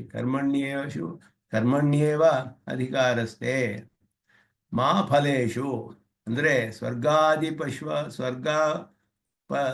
ಪಶ್ವಾದಿಷು ಇಲ್ಲ ಅಂತ ಅರ್ಥ. ಮಾ ಇತಿ ನ ನಿಷೇಧ ವಿಧಿ, ನಿಷೇಧವನ್ನೇ ಹೇಳಿಲ್ಲ. ಮಾ ಫಲೇಶು ಕದಾಚನ ಅಂತ ಹೇಳಿದ್ರೆ ನಿಷೇಧವಲ್ಲ. ಕಿಂತು ಅಭಾವ ಮಾತ್ರ ಬೋಧಕ ಇತಿ ನ ಕದಾಚಿತ್ ಉಕ್ತಂ. ನ ಕದಾಚಿತ್ ಅಂತ ಹೇಳುವಾಗ ಯಾವ ಕಾಲದಲ್ಲಿಯೂ ನ ಕದಾಚಿತ್ ಅಪಿ ಅಧಿಕಾರ, ಎಂದಿಗೂ ನಿನಗೆ ಅದರಲ್ಲಿ ಅಧಿಕಾರವಿಲ್ಲ ಅಂದರೆ ಫಲ ನಿಷೇಧ ಮಾಡಿಲ್ಲ. ಅಲ್ಲಿ ಫಲ ಬರುತ್ತೆ, ನಿಷೇಧ ವಿಧಿ ಅಲ್ಲ ಅದು. ಫಲವನ್ನು ಮಾ ಫಲೇಶು ಕದಾಚನ ಅಂತ ಹೇಳೋದು ನಿಷೇಧ ವಿಧಿಯಲ್ಲ, ಅದು ಫಲವು ಇರದೇ ಇರೋ ಹಾಗೆ ಮಾಡಬೇಕು ಅಂತ ಅರ್ಥ. ಅಭಾವ ಮಾತ್ರ ಬೋಧಕ ಕದಾಚಿತ್ ಫಲಯೋಗ್ಯತಾ ನಿಷೇಧಾತ್ ತತ್ಸಂಗ ನಿಷೇಧೋಪಿ ಫಲಿತಃ. ಫಲಕ್ಕೆ ನಿನಗೆ ಯೋಗ್ಯತೆ ಇಲ್ಲ, ಅಯೋಗ್ಯತೆಯನ್ನು ಮಾತ್ರ ನಿಷೇಧ ಮಾಡಿದೆ ಅಲ್ಲಿ. ಯಾವ ಕಾಲದಲ್ಲಿಯೂ ನಿನಗೆ ಫಲದಲ್ಲಿ ಅಧಿಕಾರವಿಲ್ಲ ಅಂದರೆ ಫಲಕ್ಕೆ ನೀನು ಯೋಗ್ಯನಲ್ಲ, ಸ್ವರ್ಗಾದಿ ಫಲಗಳಿಗೆ. ಯಾಕೆ ಅಂದರೆ ನೀನು ಮುಮುಕ್ಷು ಆಗಿರೋದ್ರಿಂದ. ಆದ್ದರಿಂದ ಅದಕ್ಕೆ ಅದರಲ್ಲಿ ಸಂಘವಿರದೇ ಇರಬೇಕು ಅನ್ನೋದು ಅರ್ಥ ಅಲ್ಲಿದೆ. ಸಂಘ ನಿಷೇಧೋಪಿ ಫಲಿತಃ ಕರ್ಮ ಮಾತ್ರಾಧಿಕಾರೇ ಫಲ ಅನಧಿಕಾರೇ ಚ ಬುದ್ಧಿಸ್ತ ಕ್ರಮೇಣ. ಕರ್ಮ ಮಾತ್ರದಲ್ಲಿ ನಿನಗೆ ಅಧಿಕಾರವಿದೆ, ಫಲದಲ್ಲಿ ಅಧಿಕಾರವಿಲ್ಲ ಅನ್ನೋದನ್ನ ಸಫಲಸ್ಯ ಬಂಧಕತ್ವಾತ್ ಫಲರಹಿತಸ್ಯ ಮೋಕ್ಷ ಸಾಧನತ್ವಾತ್ ಅಂತ ಹೇಳಿದ್ರು. ಸಫಲವಾದದ್ದು ಫಲದೊಡನೆ ಸೇರಿರೋದು, ಸಫಲ ಅಂದ್ರೆ ಫಲದೊಡನೆ ಸೇರಿದ ಕರ್ಮವು ಬಂಧಿಸುತ್ತೆ. ನಹಿ ಮೋಕ್ಷಮಿಚ್ಛತೋ ಬಂಧರೂಪ ಫಲಾಭಿಲಾಷ ಉಪಬಂಧ. ಆದ್ದರಿಂದ ಮೋಕ್ಷವನ್ನು ಇಚ್ಛಿಸುವವನಿಗೆ ಸಂಸಾರದಲ್ಲಿ ಬಂಧಿಸುವಂತಹ ಫಲಗಳ ಆಸೆ ಉಪಪನ್ನವಲ್ಲ. ಅದುವೆ ಮತ್ತೆ ನಚ ತದ್ಹೇತು ಪರಿತ್ಯಾಗ ಉಚಿತ ಇತಿ ಭಾವ. ಆದ್ದರಿಂದ ಅದಕ್ಕೆ ಕಾರಣವಾದದ್ದನ್ನು ತ್ಯಾಗ ಮಾಡೋಕ್ಕಾಗೋದಿಲ್ಲ. ಮೋಕ್ಷಕ್ಕೆ ಇಚ್ಛೆ ಪಡುವವನು ಮೋಕ್ಷದಲ್ಲಿ ಇಚ್ಛೆ ಇದೆ, ಮೋಕ್ಷಕ್ಕೆ ಯಾವುದು ಕಾರಣವೋ ಅದನ್ನು ತ್ಯಾಗ ಮಾಡೋಕ್ಕಾಗಲ್ಲ. ಆದರೆ ಅವನ ಸಂಸಾರದಲ್ಲಿ ಬಂಧಿಸುವ ಫಲದಲ್ಲಿ ಆಶೆ ಇರಬಾರ್ದು. ಅದನ್ನ ನಚ ತದ್ಧೇತು ಪರಿತ್ಯಾಗ ಉಚಿತ. ಮೋಕ್ಷಕ್ಕೆ ಯಾವುದು ಕಾರಣವೋ ಅದನ್ನು ತ್ಯಾಗ ಮಾಡೋಕ್ಕಾಗೋದಿಲ್ಲ. ಕೇವಲಸ್ಯ ಇತ್ಯೇತತ್ ನ ಫಲರಾಹಿತ್ಯ ಮಾತ್ರ ಪರಂ ಫಲರಹಿತಸ್ಯ ಇತಿ ಉಕ್ತತ್ವಾತ್ ಅಪಿ ತರ್ಹಿ ಸ್ವರೂಪತಃ ಏವ ಪ್ರಯೋಜನತ್ವ ಪರಂ. ಅದನ್ನು ಹೇಳ್ತಾರೆ. ಸ್ವರೂಪತಃ ಅದಕ್ಕೆ ಪ್ರಯೋಜನವಿದೆ, ಕರ್ಮವನ್ನು ಮಾಡುವುದರಲ್ಲಿ ಪ್ರಯೋಜನವಿದೆ. ಸ್ವರೂಪತಃ ಫಲವನ್ನು ಬಿಟ್ಟು ಮಾಡೋದರಲ್ಲಿ ಪ್ರಯೋಜನವಿದೆ. ಏನು ಪ್ರಯೋಜನ ಅಂದರೆ ಮದಾರಾಧನ ರೂಪಸ್ಯ, ಭಗವಂತನ ಆರಾಧನಾ ರೂಪವಾಗಿ ಪ್ರಯೋಜನವಾಗುತ್ತೆ. ಅದು ಯಾಕೆ ಅಂದರೆ ಮಾಡಬೇಕು ಅಂತ ವಿಧಿ ಇರುವಂತಹ ವಿಧಿಯನ್ನ ಮೀರೋದಕ್ಕಾಗೋದಿಲ್ಲ, ವೇದ ವಿಧಿಯನ್ನು ಉಲ್ಲಂಘನೆ ಮಾಡೋಕ್ಕಾಗೋದಿಲ್ಲ. ಆದ್ದರಿಂದ ಕರ್ಮವನ್ನು ಮಾಡಬೇಕು, ಆದರೆ ಸ್ವರೂಪ ಮಾತ್ರ ಸ್ವೀಕಾರ ಮಾಡಿ ಫಲದಲ್ಲಿ ಸಂಘವ ಕರ್ತೃತ್ವ ಎಲ್ಲ ಬಿಡಬೇಕು. ಆ ಸ್ವರೂಪ ಮಾತ್ರ ಸ್ವೀಕಾರ ಮಾಡೋದ್ರಲ್ಲಿ ಏನು ಪ್ರಯೋಜನ ಅಂದರೆ ಭಗವದ್ ಆರಾಧನಾ ರೂಪವಾಗಿ ಪ್ರಯೋಜನವಾಗುತ್ತೆ. ಆ ರೀತಿ ಮಾಡಬೇಕು. ನಿತ್ಯ ಕರ್ಮಗಳಲ್ಲಿಯೂ ಫಲ ಹೇಳಿಲ್ಲದೆ ಇರೋದಕ್ಕೆ ಅದರಲ್ಲಿ ಏನು ಆಗೋದಿಲ್ಲ. ಅಲ್ಲಿಯೂ ಪ್ರತಿವಾಯ ಪರಿಹಾರ ಅನ್ನೋದು ಇದ್ರೂ ಕೂಡ ಅಧಿಕವಾದ ಫಲ ಬರೋದಿಲ್ಲ ಅಲ್ಲಿ.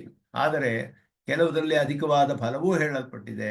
ಆ ಫಲವನ್ನ ಬಿಟ್ಟು ಮಾಡಿದರೆ ಭಗವಂತನ ಆರಾಧನಾ ರೂಪವಾಗುತ್ತೆ ಅನ್ನೋದು. ಪುನರಕ್ತಿ ಪ್ರಸಂಜಕ ಷಷ್ಠಿ ಸಮಾಸಾದಪಿ ಉಭಯ ಪದಾರ್ಥ ಪ್ರಧಾನೋ ದ್ವಂದ್ವ ಏವ ಉಚಿತ. ಇಲ್ಲಿ ಮಾ ಕರ್ಮಫಲ ಹೇತುರ್ಭೂಹು ಅಂತ ಹೇಳುವಾಗ ಕರ್ಮ ಮತ್ತು ಫಲ, ಅಲ್ಲಿ ಕರ್ಮಣಃ ಫಲಂ ಅಂತ ಮಾಡ್ಬೋದಾಗಿತ್ತು. ಕರ್ಮಣಃ ಫಲಂ ಕರ್ಮಣಃ ಫಲಸ್ಯ ಹೇತು ಅಂತ ಮಾಡ್ಬೋದಾಗಿತ್ತು. ಕರ್ಮದ ಫಲ ಅಂತ ಷಷ್ಠಿ ತತ್ಪುರುಷ ಮಾಡ್ಬೋದಾಗಿತ್ತು ಸಮಾಸ. ಆದರೆ ಅದಕ್ಕಿಂತ ದ್ವಂದ್ವ ಸಮಾಸವೇ ಹೆಚ್ಚು ಉಚಿತವಾದದ್ದು ಅಂತ ಹೇಳ್ತಾರೆ. ಯಾಕಂದ್ರೆ ಎರಡೂ ಪ್ರಧಾನ, ಕರ್ಮವೂ ಪ್ರಧಾನ ಫಲವೂ ಪ್ರಧಾನ ಅಂತ ಹೇಳಿರೋದ್ರಿಂದ ಕರ್ಮ ಫಲತ್ಯಾಗ ಅನ್ನೋದು ಒಂದು ವಿಷಯ. ಕರ್ಮದಲ್ಲಿ ಹೇಗೆ ತ್ಯಾಗ ಅಂದರೆ ಕರ್ತೃತ್ವ ತ್ಯಾಗ ಅಂತ, ಕರ್ಮದಲ್ಲೂ ಒಂದು ತ್ಯಾಗವಿದೆ. ಸ್ವರೂಪ ಮಾತ್ರ ಸ್ವೀಕಾರ ಮಾಡಿದ್ರು ಕರ್ತ ನಾನಲ್ಲ ಅಂತ ಮಾಡಬೇಕು. ಕರ್ತೃತ್ವ ತ್ಯಾಗವಿದೆ. ಫಲದಲ್ಲಿ ನನಗೆ ಫಲ ಇದೆ, ಈ ಫಲ ನನಗೆ ಬೇಡ, ಮೋಕ್ಷವೇ ನನಗೆ ಬೇಕಾದದ್ದು ಅಂತ ಮಾಡೋದ್ರಿಂದ ಫಲವನ್ನು ತ್ಯಾಗ ಮಾಡ್ತಾನೆ. ಕರ್ಮವೂ ಫಲವೂ ಎರಡನ್ನೂ ದ್ವಂದ್ವ ಸಮಾಸ ಮಾಡಿ ಕರ್ಮಚ ಫಲಂಚ ಅಂತ ಹೇಳಿ ಕರ್ಮಫಲೇ ತಯೋಹೋ ಕರ್ಮಫಲಯೋಹೋ ಮಾ ಹೇತು ಭೂಹು ಅಂತ ಹೇಳಿ ಮಾ ಕರ್ಮಫಲ ಹೇತು ಭೂಹು. ಕರ್ಮಫಲ ಹೇತು ಅಂತ ಒಂದು ಶಬ್ದ ಬಂತಲ್ಲಿ ಶ್ಲೋಕದಲ್ಲಿ. ಕರ್ಮಫಲ ಹೇತು ಅಂದ್ರೆ ಕರ್ಮದ ಫಲಕ್ಕೆ ಕಾರಣವಾಗಬೇಡ ಅಂತ ಷಷ್ಠಿ ತತ್ಪುರುಷ ಮಾಡ್ಬೋದಾಗಿತ್ತು. ಆದರೆ ಕರ್ಮವನ್ನು ಫಲವನ್ನು ಕರ್ಮಕ್ಕೂ ಫಲಕ್ಕೂ ಕಾರಣವಾಗಬೇಡ. ಕರ್ಮಕ್ಕೆ ಹೇಗೆ ಕಾರಣ? ಕರ್ತೃತ್ವದಿಂದ. ಫಲಕ್ಕೆ ಹೇಗೆ ಕಾರಣ ಅಂದರೆ ಇವನು ಫಲವನ್ನೇ ಆಸೆ ಇಟ್ಟು ಮಾಡೋದ್ರಿಂದ. ಅದರಲ್ಲಿ ಆಶೆಯನ್ನು ಬಿಟ್ಟರೆ ಫಲಕ್ಕೆ ಕಾರಣವಾಗಲ್ಲ, ಕರ್ತೃತ್ವವನ್ನು ಬಿಟ್ಟರೆ ಕರ್ಮಕ್ಕೂ ಕಾರಣವಾಗಲ್ಲ. ಗುಣಗಳೇ ಕಾರಣ, ಪರಮಾತ್ಮನೇ ಕಾರಣ. ಈ ರೀತಿ ಮಾಡಿದ್ರೆ, ಆದ್ದರಿಂದ ಕರ್ಮ ಫಲ ಎರಡನ್ನು ದ್ವಂದ್ವ ಸಮಾಸ ಮಾಡಿದ್ರೆ ಇದು ವಿಶೇಷವಾದ ಅರ್ಥ ಬರುತ್ತೆ. ಅದುವೇ ಉಚಿತ ಅಂತ ಭಾಷ್ಯಕಾರರು ಹೇಗೆ ಅರ್ಥ ಮಾಡಿದ್ದಾರೆ. ಕರ್ಮ ಫಲಯೋಹೋ ಹೇತು ಮಾ ಭೂಹು ಮಾ ಕರ್ಮ ಫಲ ಹೇತುರ್ಭೂಹು ಕರ್ಮಫಲಯೋಹೋ ಹೇತುರ್ಭೂಹು ಅಂತ ದ್ವಂದ್ವ ಸಮಾಸ ಮಾಡಿದ್ರು. ಅದು ಬಹಳ ಉಚಿತವಾದದ್ದು ಅಂತ ಹೇಳ್ತಾರೆ ಇಲ್ಲಿ. ವಕ್ಷ್ಯಮಾಣ ಕರ್ತೃತ್ವ ಅನುಸಂಧಾನ ಸಂಗ್ರಹಶ್ಚಾತ್ರ ಯುಕ್ತ. ಏಕೆಂದ್ರೆ ಇಲ್ಲಿ ಕರ್ತೃತ್ವ ಅನುಸಂಧಾನವು ಕೂಡ ಬಹಳ ಪ್ರಧಾನವಾದದ್ದು. ಇಲ್ಲಿ ಕರ್ಮಣ್ಯೇವ ಅಧಿಕಾರಸ್ಥೆ ಮಾತೆ ಸಂಗೋಸ್ತು ಅಕರ್ಮಣಿ ಇತಿ ಪೂರ್ವೋತ್ತರ ವಚನಾಭ್ಯಾಮಯಂ ಕರ್ಮಹೇತುತ್ವ ನಿಷೇಧ ವ್ಯಾಹನ್ಯತೆ ಇತ್ಯತ್ರಾಹ ತ್ವಯಾ. ಕರ್ಮವನ್ನು ಫಲವನ್ನು ಅಂತ ದ್ವಂದ್ವ ಸಮಾಸ ಮಾಡಿದ್ರೆ ಮಾತೆ ಸಂಗೋಸ್ತು ಅಕರ್ಮಣಿ ಅನ್ನೋದಕ್ಕೆ ವಿರೋಧ ಬರೋದಿಲ್ವೇ ಅಂತ ಪ್ರಶ್ನೆ ಅಲ್ಲಿ. ಕರ್ಮ ಮಾಡದೇ ಇರೋದ್ರಲ್ಲಿ ಸಂಘವಿಲ್ಲದೆ ಇರಲಿ. ಕರ್ಮ ಮಾಡುವ ಅನುಷ್ಠಾನ ಮಾಡಬೇಕು ಅಂದರೆ ಕರ್ಮಕ್ಕೆ ಕಾರಣವಾಗಬೇಡ ಅಂತ ಹೇಳಿ ಕರ್ಮವನ್ನು ಮಾಡು ಅಂತ ಹೇಳಿದ್ರೆ ಕರ್ತೃತ್ವ ತ್ಯಾಗದೊಡನೆ ಮಾಡು ಅನ್ನೋ ಅರ್ಥ ಸಿಗುತ್ತೆ. ಅದರಿಂದ ಅಲ್ಲಿ ವಿರೋಧವಿಲ್ಲ. ನಾತ್ರ ವಸ್ತುತಃ ಹೇತುತ್ವ ನಿಷಿಧ್ಯತೆ. ವಸ್ತುತಃ ಇವನು ಕಾರಣ ಅನ್ನೋದು ನಿಷೇಧ ಮಾಡಿಲ್ಲ. ಅಪಿತು ಹೇತುತ್ವ ಅನುಸಂಧಾನಂ, ಇದುವೇ ತುಂಬಾ ಮುಖ್ಯವಾದ ವಿಷಯ.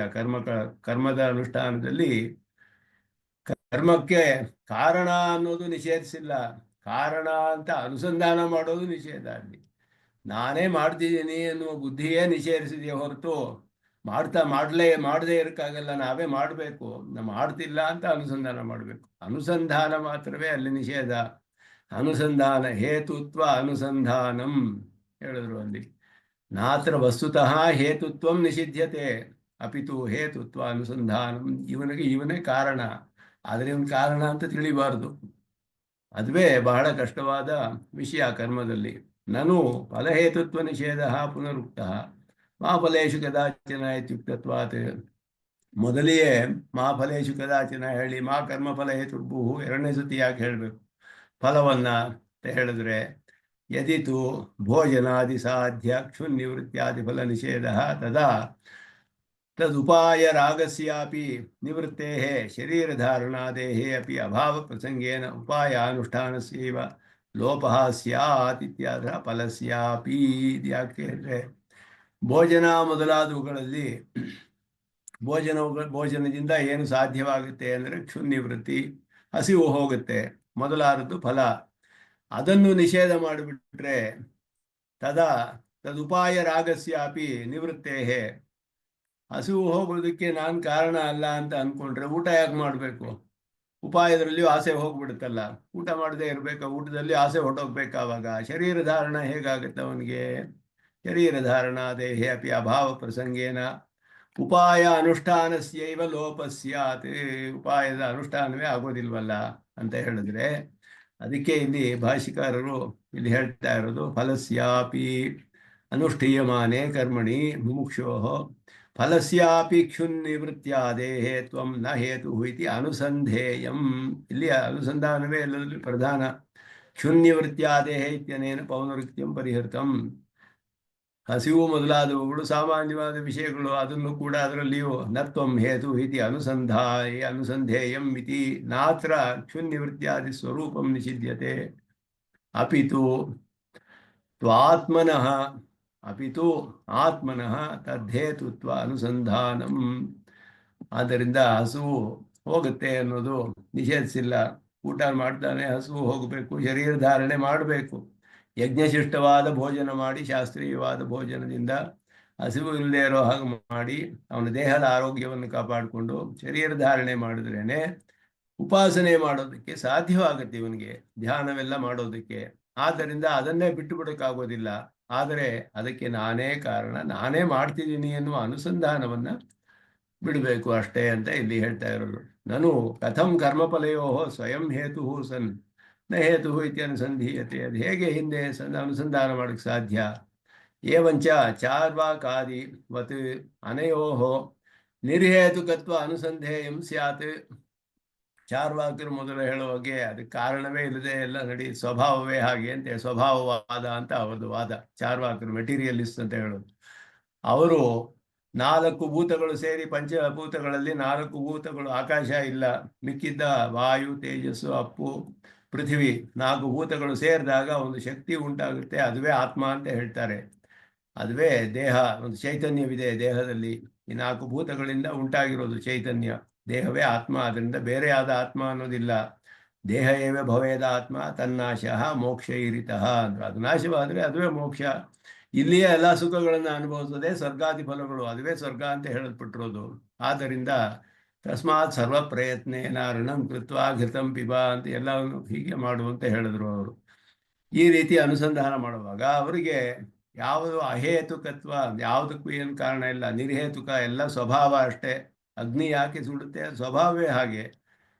ನೀರು ಯಾಕೆ ತಣ್ಣಗಿದೆ ಅಂದರೆ ಸ್ವಭಾವವೇ ಹಾಗೆ. ಎಲ್ಲ ಸ್ವಭಾವವಾದ ಅಂತ ಹೆಸರು. ಅದಕ್ಕೆ ಬೇರೆ ಏನು ಕಾರಣ ಇಲ್ಲ, ಅದು ಇರೋದೇ ಹಾಗೆ ಅಷ್ಟೇನೆ ಅಂತ ಹೇಳಿದ್ರು. ಆದರೆ ಹಾಗೆ ನಿರ್ಹೇತುಕತ್ವ ಅನ್ನೋದು ಅನುಸಂಧಾನ ಮಾಡಿದಾಗ ಆಗಿತ್ತು. ನಾನು ಕಾರಣ ಅಲ್ಲ ಯಾವುದಕ್ಕೂ ಅಂತ ಅನುಸಂಧಾನ ಮಾಡಿದ್ರೆ ಚಾರ್ವಾಕರಂತೆ ಮಾಡ್ದಂಗೆ ಆಗೋದಿಲ್ವೇ? ತತಶ್ಚ ಉಪಾಯ ಅನುಷ್ಠಾನಮೇವ ಹಿ ಏತ, ಉಪಾಯದ ಅನುಷ್ಠಾನವೇ ಹೋಗ್ಬಿಡುತ್ತೆ.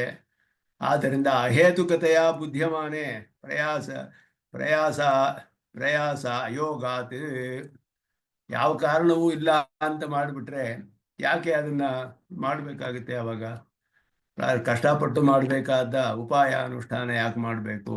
ಉಭಯಂ ಕರ್ಮಹೇತುತ್ವಂ ಫಲಹೇತುತ್ವಂಚ ಉತ್ತರತ್ರ ಐತಿ ಅಯಮೇ. ಮುಂದೆ ಅದನ್ನ ಹೇಳ್ತಾರೆ ಹೇಗೆ ಇದನ್ನ ಅನುಸಂಧಾನ ಮಾಡೋದು. ನಿರ್ಹೇತುಕವಲ್ಲ, ನಿರ್ಹೇತುಕವಾಗಿ ಯಾವುದು ನಡೆಯೋದಿಲ್ಲ, ಎಲ್ಲಕ್ಕೂ ಕಾರಣವಿದೆ. ಯಾವುದು ಇದಕ್ಕೆ ಕಾರಣ ಅಂದರೆ ಪ್ರಕೃತಿ ಸಂಬಂಧ ಅಥವಾ ಸರ್ವೇಶ್ವರ. ಅದರಲ್ಲಿ ಕಾರಣವನ್ನ ನೀವು ಹೇತುವನ್ನ ಅದರಲ್ಲಿ ಅನುಸಂಧಾನ ಮಾಡಬೇಕು. ಅಯಮೇವಿಹಿ ತೃತೀಯ ಅಧ್ಯಾಯ ಪ್ರಧಾನಾರ್ಥ. ಮೂರನೇ ಅಧ್ಯಾಯದಲ್ಲಿ ಇದುವೇ ಪ್ರಧಾನಾರ್ಥ. ಅದನ್ನ ಅಲ್ಲಿ ಹೇಳ್ತಾರೆ. ಅಸಕ್ತಿಯ ಲೋಕರಕ್ಷಾಯೇ ಗುಣೇಶು ಆರೋಪ್ಯಗರ್ತತಾಂ ಸರ್ವೇಶ್ವರೇವಾನ್ಯಸ್ಯೋಕ್ತ ತೃತೀಯೇ ಕರ್ಮ ಕಾರ್ಯತ ಅಂತ ಇದು ಗೀತಾರ್ಥ ಸಂಗ್ರಹದಲ್ಲಿ ಆಳವಂದಾರು ಹೇಳೋದು ಯಮುನಾಚಾರ್ಯರ ಶ್ಲೋಕ. ಮೂರನೇ ಅಧ್ಯಾಯದ ಸಂಗ್ರಹವನ್ನು ಒಂದು ಶ್ಲೋಕದಲ್ಲಿ ಅವರು ಹೇಳುವಾಗ, ಅಸಕ್ತಿಯ ಲೋಕರಕ್ಷಾಯೈ, ಆಸಕ್ತಿ ಫಲದಲ್ಲಿ ಆಸಕ್ತಿ ಇಲ್ಲದೆ, ಲೋಕದ ರಕ್ಷಾಯೈ ಅಂದರೆ ಲೋಕ ಸಂಗ್ರಹಾರ್ಥವಾಗಿ, ಗುಣೇಶು ಆರೋಪ್ಯ ಕರ್ತೃತ, ಗುಣಗಳಲ್ಲಿ ಕರ್ತೃತ್ವವನ್ನು ಆರೋಪಣೆ ಮಾಡಿ, ಸರ್ವೇಶ್ವರೇ ವಾ ಆರೋಪ್ಯ, ಪರಮಾತ್ಮನಲ್ಲಿ ಆರೋಪಣೆ ಮಾಡಿ, ನ್ಯಸ್ಯ ಸರ್ವೇಶ್ವರೇ ವಾ ನ್ಯಸ್ಯ ಉಕ್ತ ತೃತೀಯ ಕರ್ಮಕಾರಿತ. ಮೂರನೇ ಅಧ್ಯಾಯದ ಪ್ರಧಾನವಾದ ಅರ್ಥ ಅದೇ. ನಮ್ಮ ಕರ್ತೃತ್ವವನ್ನು ಗುಣಗಳಲ್ಲಿಯೋ ಸರ್ವೇಶ್ವರನಲ್ಲಿಯೋ ಆರೋಪ ಮಾಡಿ ಕರ್ಮಗಳನ್ನು ಮಾಡಬೇಕು ಅನ್ನೋದು ಮೂರನೇ ಅಧ್ಯಾಯದ ಪ್ರಧಾನವಾದ ಅರ್ಥ.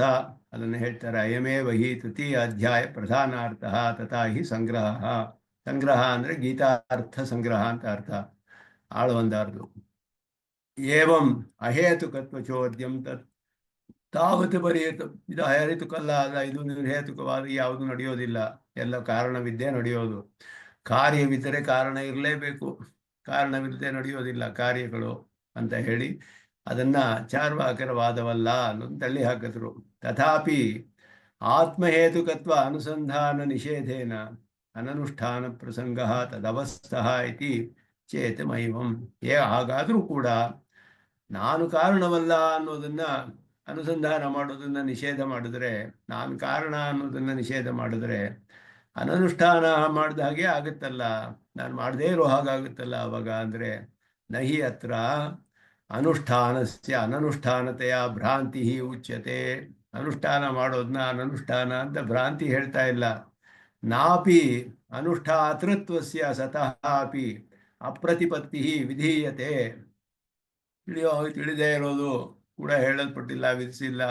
ಅನುಷ್ಠಾನ ಮಾಡ್ತಿರೋವನೂ ಉಂಟು ಕರ್ತ, ಅನುಷ್ಠಾನವೂ ಉಂಟು, ಎರಡೂ ಉಂಟು. ಆದರೆ ಅದರಲ್ಲಿ ಅನುಸಂಧಾನ ಮಾತ್ರವೇ, ಇಲ್ಲಿ ವಿರೋಧವೇ ಇಲ್ಲ.